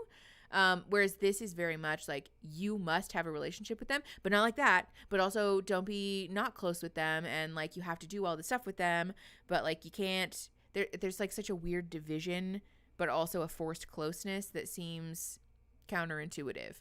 Can someone give me a quick rundown, please? I haven't seen the show. Okay, Mackenzie. So the basic gist is that Cody is the husband. He at one time was married to Christine, Mary, Janelle, and Robin.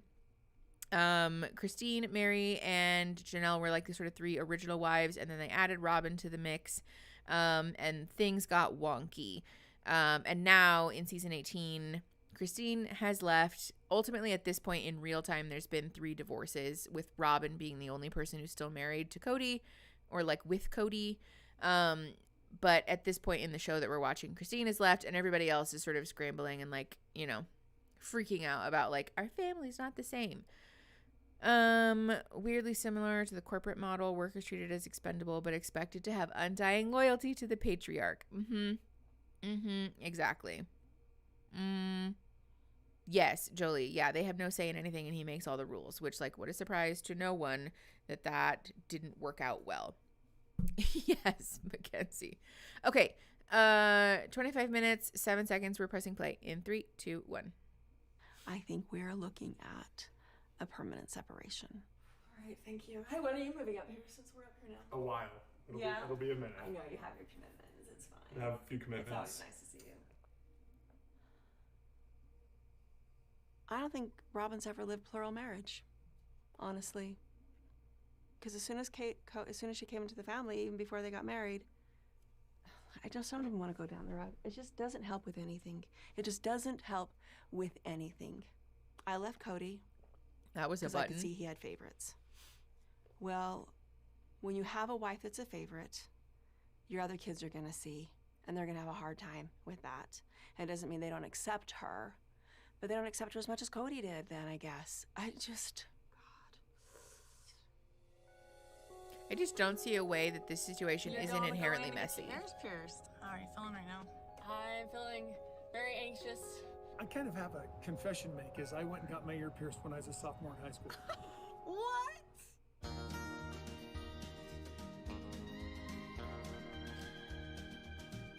No music, thank you. I'm sure I honestly think it's a side effect.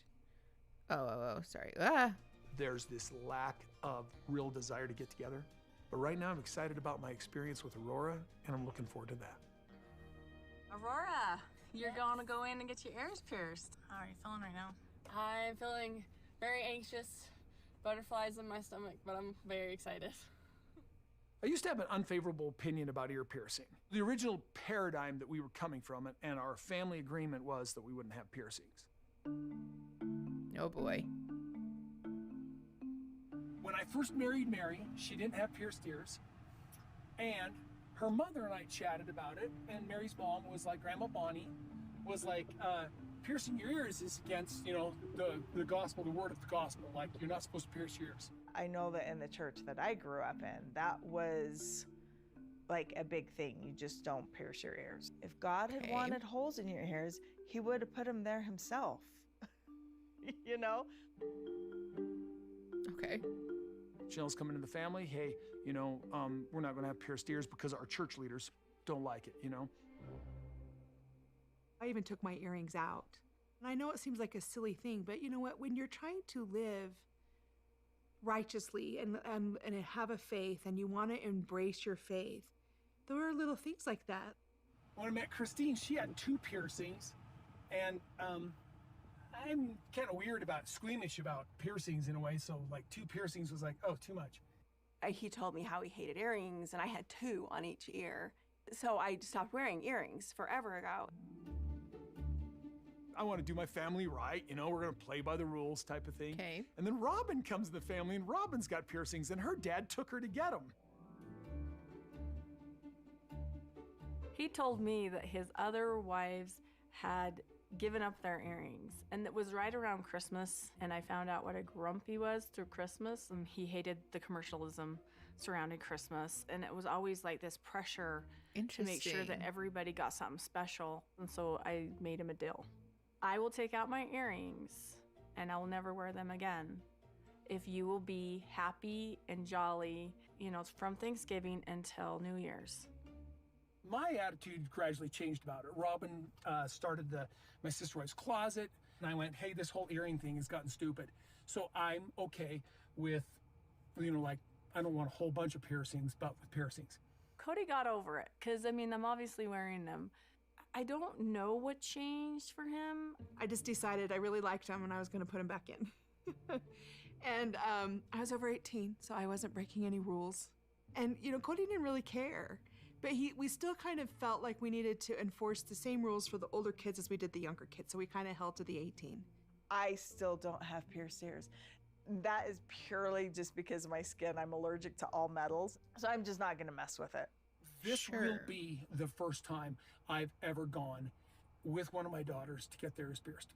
For some reason, it never occurred to me that my mom wanted to get my ears pierced. I allowed myself to think about it for myself, and then me and Dad started talking about it and had this big, huge conversation about it, and so now we are here. Okay, hold on. Yeah, I saw somebody say that the ear piercing thing has caused huge drama. Let me find it. Among his little kids, they were forbidden in one episode. The girl said her sister pierced her ears in a KFC bathroom, and they were very upset with this. What? Yeah, this is definitely a control thing. Yeah, family agreement being Cody's rule, except that Robin didn't want to abide by it, and then Cody said, okay, that's fine.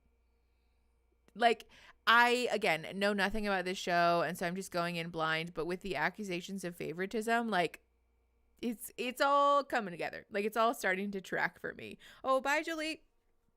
Thank you for coming. This seems like a boring part. Oh, yeah. I'm gathering that. Yes, Christine, he's literally describing favoritism. But also, like, none of the other wives got to make him a deal about earrings, right? And, like, granted, they ended up getting to do, whatever they wanted. Well, they got to put their earrings back in after Robin changed the rule, and, like, sure, so fair enough. But, like, how is he going to admit that and then not address the fact that this is favoritism? Whatever. Yeah, it kind of comes across that way. That he only cares about Robin like that. Yeah, Robin started wearing earrings and then he didn't care that the other women wore them. But the adult girls are super mad about the piercings because he totally forbid it from them and supported her. Well, yeah, I think it's also odd that he would have such a hardline stance about it and then just kind of like not care when it came to Robin's kids. Like, if nothing else, the man has to understand the optics of such a thing, right? Like, surely, but I guess he doesn't care. Oh, is the... Are you guys using the browser or the if you guys are having issues with the audio on Discord, it looks like it's still working for me. So you can try exiting the stage and then coming back or rebooting the app.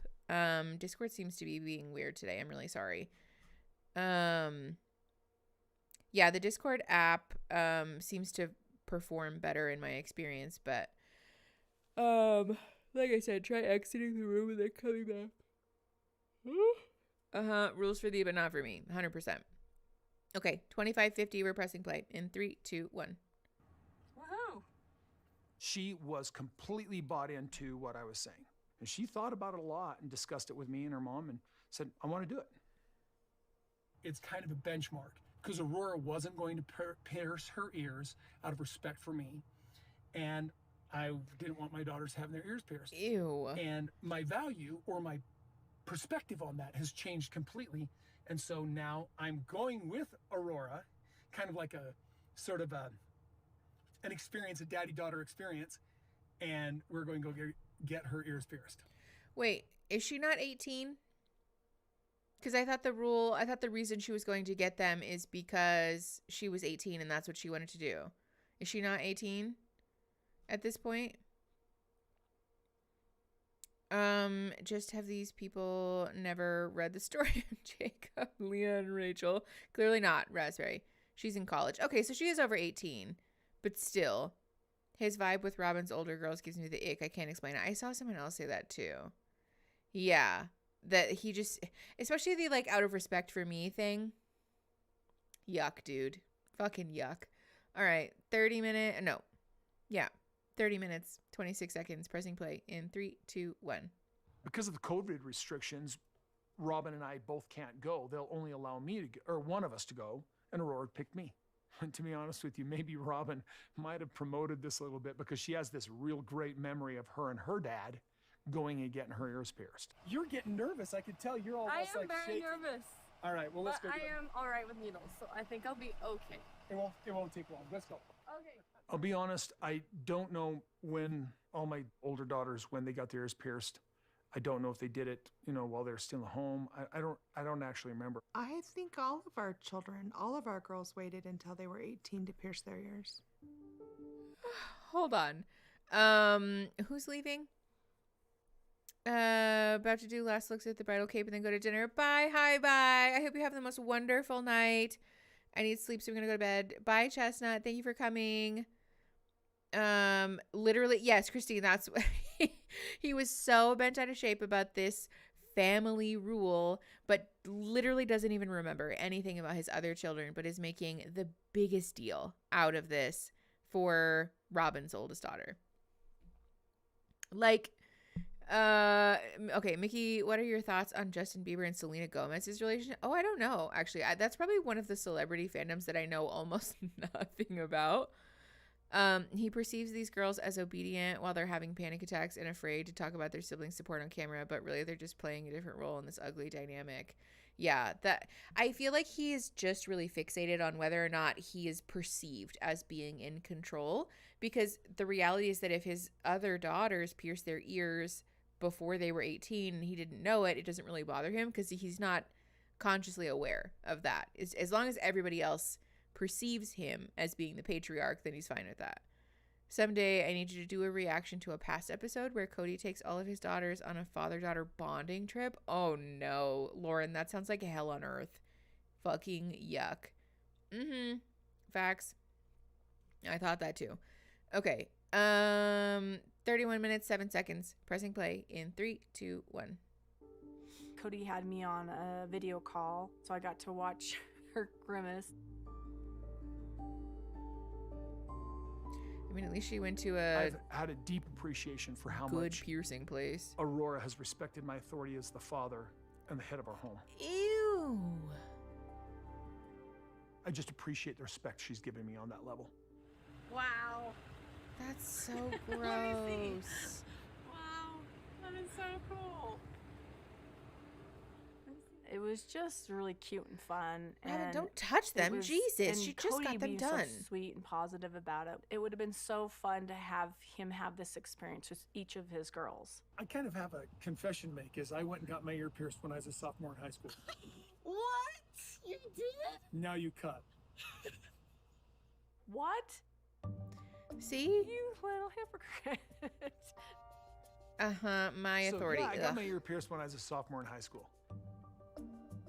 Yeah, I knew Cody had a pierced ear. Like, he was so, like, he wanted to be the rock star. Cody was in this small town and he wanted to be What the a big town guy. And I surprise. think he just was, like, he was trying to be that guy. I remember Cody telling me that he got one of his ears pierced when he was in high school. I feel like, I could be wrong, but I feel like it was like kind of a dare. My sister and I are at a jewelry store in a shopping mall, and we're with one of our Facts. girlfriends or something. I'm like, dare me to do it. My sister doesn't even say anything, and then I do it, and I'm like, well, you dared me, you know? Got it on a Saturday night. I did my best to hide it. Monday I wore it to school. I had my heyday, took it out, made my mom cry. I had This a lot also, of fun. what a weird going through it and storyline. getting Like, my ears hello? pierced. It'll be a memory locked in forever. Just like the memory of when I got my ear pierced, and I'm glad I don't have a pierced ear anymore. This man loves being the center of attention. I don't know what the future is for Cody and I. He's getting angrier and angrier, and he's getting sharper and sharper and more black and white with me. Gosh, I mean, her and Cody, I didn't think they were that bad. I love that we're just like, pierced ears, and now, like, the most depressing talking heads. Like, hello? I go to Flagstaff every 10 to 14 days. It's just business related. And then it's really nice because then I can see Janelle and Savannah and Gwendolyn and Gabe and the boys and stuff. And it's awesome to see everybody. Hey. Oh, hey. So I just had to order this new Christmas tree because, well, that mine is way too big for this apartment. You got a tree? Is Yes. it pre-lit and everything? Yes, because I've decided life is too short to wrap your own lights. I adore Janelle. I'm so glad that I have a friendship with her. Yes. Just as an unrelated aside, if you're able to afford a pre-lit tree, highly recommend. They're relatively cheap nowadays, actually. And like life-changing. Genuinely fucking life-changing. Because then you just get to put it up and put the ornaments on, which is the fun part. I hate putting lights on trees. It's literally changed my life, getting a pre-lit tree. He reminds me of my father, honestly, Jolie. Yeah, I've heard that more than once. Okay. I think, just as an aside, sorry. I saw Christine's comment about how obsessed Cody is with Aurora. The other thing that sticks out to me too is that it seems like he's not obsessed with Aurora specifically so much as he is with the way that Aurora seems to behave in regards to like his authority thing. Which is extra gross, right? It's not even like he's showing favoritism to Robin's kids because he genuinely just likes them better. It's literally just because they make him feel like the big in charge guy, which is both embarrassing and also really fucking gross. Yes, exactly. She does whatever he expects for affection because he's her savior. And also, yeah, because I think Robin is equally as like lapping up of whatever Cody is doling out, and she's had that modeled for her by her mom, you know?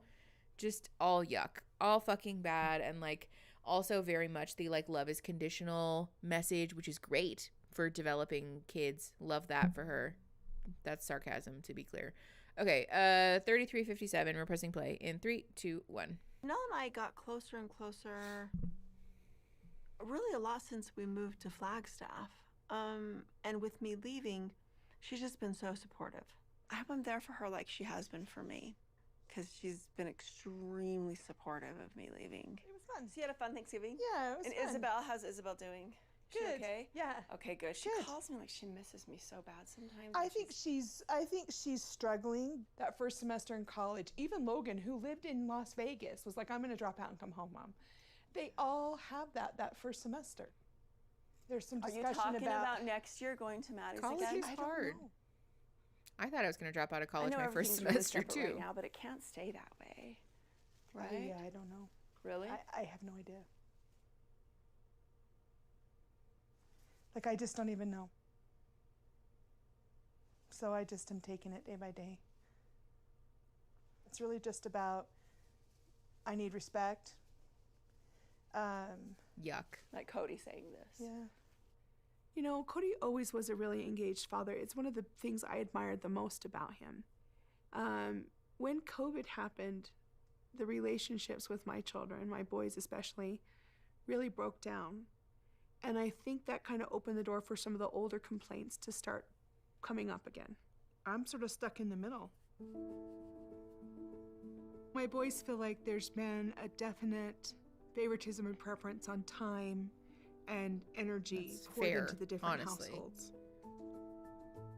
I'm really frustrated when people are talking like this happened the past 25 years. I've always wanted a relationship with my kids. As they grow older, these relationships, they go both ways.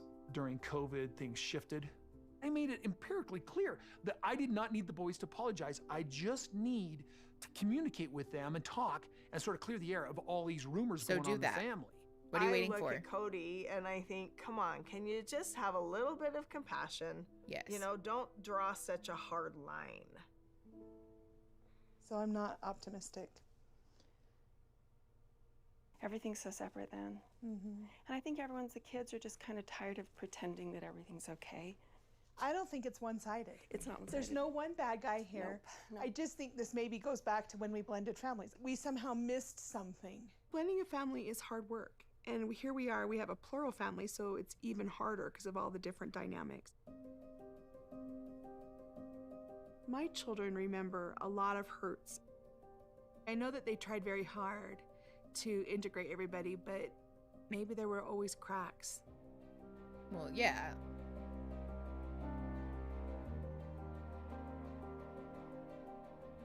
Now it's all blown apart. When a new wife joins the family, you go through this process of adjusting. There were some people that were willing to make the adjustments and were welcoming, and then there was a lot that weren't. When Robin came in the family, the only people who welcomed her warmly was just me and Mary. McKelty has been talking a lot to Robin's kids and Robin. Who's McKelty? I've seen this name more than once, and I don't know who that is. Daughter of someone? Okay. It wasn't all on Janelle or Christine to figure out the missing element of the relationship. I think the missing element was Cody's involvement. And yeah. Well, the other thing that's odd about the way that we're representing this is that, first of all, okay, so let me back up. First of all, Cody said something about, when they get older, those relationships work both ways. Ew. Like, this is the number one weaponized phrase by boomers and like older people in regards to their relationships with their kids and their grandkids and nieces and nephews and whatever, which is not true. We've already talked about this ad nauseum. It's never the child's job to maintain a relationship with a parent or authority figure. That's fucked up. McKelty is really close with Robin because she was parentified and then bonded with Robin in that process. Oh, okay. One of Christine's kids. Oh, okay. Got it. Okay. Let's, the other thing though is like this representation that like Robin was brought into the family and nobody even tried to welcome her and whatever. She was forced to babysit Robin's kids. Got it. That's really odd. But I think, again, this is kind of that energy that, like, it's everybody else's job to be welcoming to Robin and not Robin's job to make an effort to, be close with the rest of the family. It's just very much this, like, either you come to me or we don't have a relationship. Her and Cody both seem to kind of have that, which is, again, just not how healthy relationships are supposed to work. There's equal-ish give and take that's supposed to happen. Okay, 37:19, pressing play in 3, 2, 1. And they've just expressed a lot of frustration over when the families blended how they felt. It's all really, unfortunately, more messy than I thought. It is really sad. There's got to be some sort of a joke about how many sister rifles it takes to assemble a tree. Okay, do you see how there's that little notch? Yeah. And there's a little thing. Ready? Okay. Watch this magic. Oh! There we go. Okay, so it's All harder right. to line up than you think. It is. Let's cut this off now. Where's your... Here. It's very, very small. It's just a cute little tree. So let's see if the couch fits. Sure. Look, Christmas trees are a fun thing. They're a happy thing. And I get to change the color. Technology is an amazing thing. The tree's great there. I love it. And the dog beds can be right there. The dog beds are there and they're cozy. I don't know where the dog beds usually go. I don't either, but because they usually sleep they sit on the couch unless Cody's here. We have kind of different rules. When Cody's here, the dogs aren't on the couches. And when Cody wasn't over, oh, we'd play. We'd play like crazy. We'd have popcorn for dinner sometimes, for goodness sakes. There's so many things we always do different when Cody was around versus when he was there. It was really funny. We go to bed later when he's not there. It's kind of a fun perk of polygamy. It was like either just the two of us or the three of us. We would just go to a movie or go to dinner or something, you know, just make it pretty simple and basic. I do want to ask you, I don't know if it's too personal or anything like that, but you and Cody are fine then. You and Cody are good as far as your relationship goes. No, we have to. I think what's happened is the kids, like when everybody moved out, I think it was just kind of one of those things where all of a sudden we're like, oh, I don't know, how do we do this? Just the two of us. I don't know what to do. We're both sort of like, okay, do we keep working for this? What, keep working with this? What do you mean? Like, I don't know. Like, I mean, I don't know. He seems so set about the kids respecting him, and my kids are like, what? I'm not going to sit here and try to put together this relationship post-children leaving when there's not a whole lot in common. I don't even know who this guy is anymore. Like, I just don't see that it's really worth the work. Everybody's angry. Everybody's angry, That's right? fair. Even in troubled times, we still were able to get together and put distance, like differences aside. But And now how we were they're on feeling this aside. they're beating this big drum. We can no longer sweep it under the rug. I'm like, okay. Now that Robin and Cody and the kids have all had COVID, and there's no longer this need to separate for fear of the disease, we can't get together till we sort this all out. Now that's their new drum. It's the new excuse to keep everybody apart. So there's a lot of moving pieces, and there's a lot. And I'm worried that we're not going to do the work because everybody's so angry. Cody is so angry about this. Yeah. He's getting angrier and angrier, and he's getting sharper and sharper and more black and white with me about these kids need to respect me. Oh, really? And It's just getting harder? It's just getting so hard. Like, it's getting really complicated. Oh, Janelle. So I don't know. Like, I mean, we're not getting divorced. We're not walking away, but it's like, I don't know what to do. So I don't know.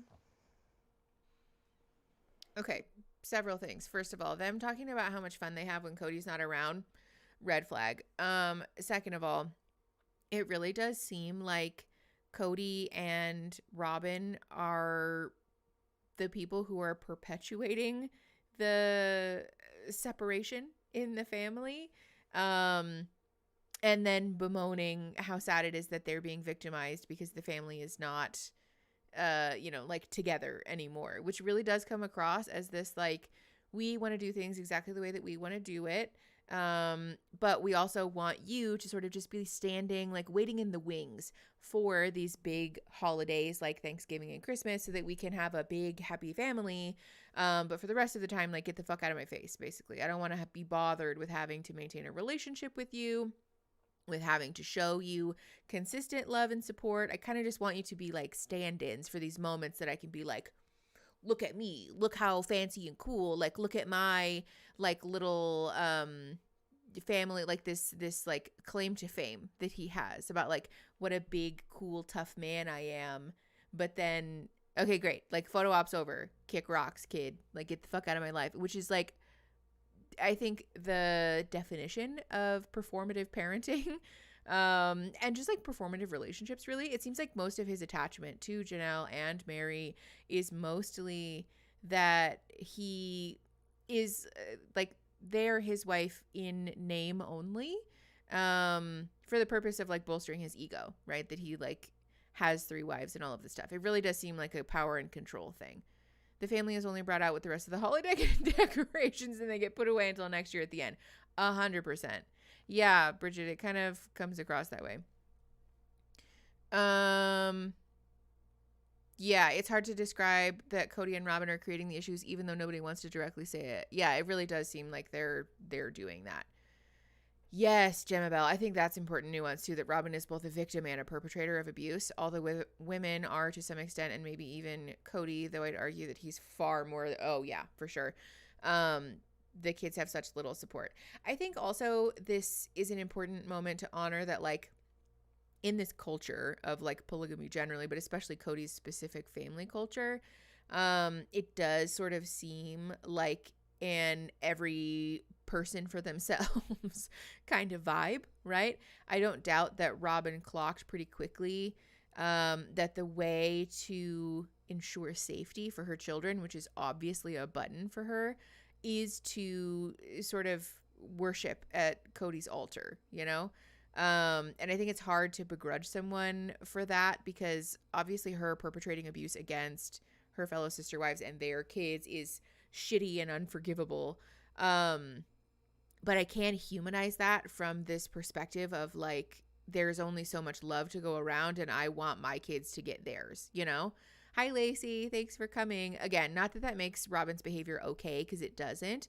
But I think in honoring the nuance of being both a victim and a perpetrator, it's important to kind of humanize when we steal something out from under someone else for the purpose of trying to keep ourselves and, like, in this case, Robin's children safe, you know? I can, like, understand why she thinks that way, because Cody has gaslit her so effectively into thinking that that's the way that it works. Because, again, the family value seems to be that love is conditional and will only be doled out when it's convenient for Cody. In Mormon polygamy, 3 wives are required to get to the highest level of heaven. So the romance and love of the relationships is less important than performance in the role and of having children. Well, Terry, that makes sense. I understand now why he's so fixated. I just can't understand feeling the need to make yourself feel so great and powerful at the expense of ruining so many other people's lives. Irene, yes. Big agree. I don't find that personally relatable. But clearly that's the hill that Cody's willing to die on. Teresa. Okay, let's keep going. We're at 40 minutes, 43 seconds, and we're pressing play in 3, 2, 1. I'm so sorry. You know, it's interesting because there is a lot of unsettledness in the rest of my life. But, you know, with my children and with Christine, it seems to all be kind of normal. It's like stable. It's how it always was. We'll see you later. All right, see ya. It's heavy. It feels really, really heavy. It's super great to see her. Man, her and Cody, I didn't think they were that bad. Gosh. Things are pretty rough right now. Christine looks like she's kind of enjoying that, though. Cody I won't and I lie. at odds in our relationship really kind of gave me a time to kind of reflect on what I needed in my relationship going forward with Cody. Cody and I weren't in that great a place going into this situation. And I don't know what the future is for Cody and I really going forward. Can it be saved? I have no idea. But also that there's no power or autonomy in that statement. Next time on Sister Wives. It's like all up to Cody to save it, basically. Me out of my contact with my family. Cody, in the very beginning, No, you make this an excuse forever. But I've Shut your mouth and let me talk to you for a minute. No. You won't. You keep cutting me off. No. I don't expect you to try and help us co-parent the kids. Don't you dare point your finger at me. I've been here day long, in and out, for all these years without your support. No. You stay and talk. I'm done listening to you. You stay and talk. No. I'm not going to, because you're not listening. You're not listening to me. And I'm not going to. Okay, so we're done. Goodbye. You. Wow. Oh my God. See, this is how they get you. They make the end, the recaps really. I know. Go, Janelle. Honestly. Wow. Of course. That's our next episode. I won't lie to y'all though. I am tuckered the fuck out. I am so tired. I am definitely ready to go home. I also need to eat desperately. So, we will watch the next episodes. Let's see. I need to put up a new schedule anyways, because I fucked up the times. So we will be back, not next week because it's Thanksgiving, y'all. Aaron sent me a picture of Ariana Grande's boyfriend, and it is such a jump scare, and I don't know why he does this to me when he knows that I'm working. But yeah, so next week is Thanksgiving, and I will be spending time with my family. Yes. Aaron, big dog. Of course, Raspberry. Thank you guys for coming. We will be back on Friday, the 1st of December, to watch episodes 3 and 4. Hopefully by that point, I'm feeling a little bit more like excuse myself. Oh, I thought Litterbox Hero. I thought your comment said turkey. I don't know what it said. Sorry, I just got confused because also your name is Litterbox Hero, and I was like caught off guard by that. Anyways, I need to go. I will see you guys not next week, but the following week. If you guys celebrate Thanksgiving, I hope that you guys have a good holiday. Take care of yourselves. And I will see you guys for episodes 3 and 4. I'll also be putting up a new schedule, so keep an eye out for that. But oh fuck, okay, I will see you guys in 2 weeks. All right, bye everybody.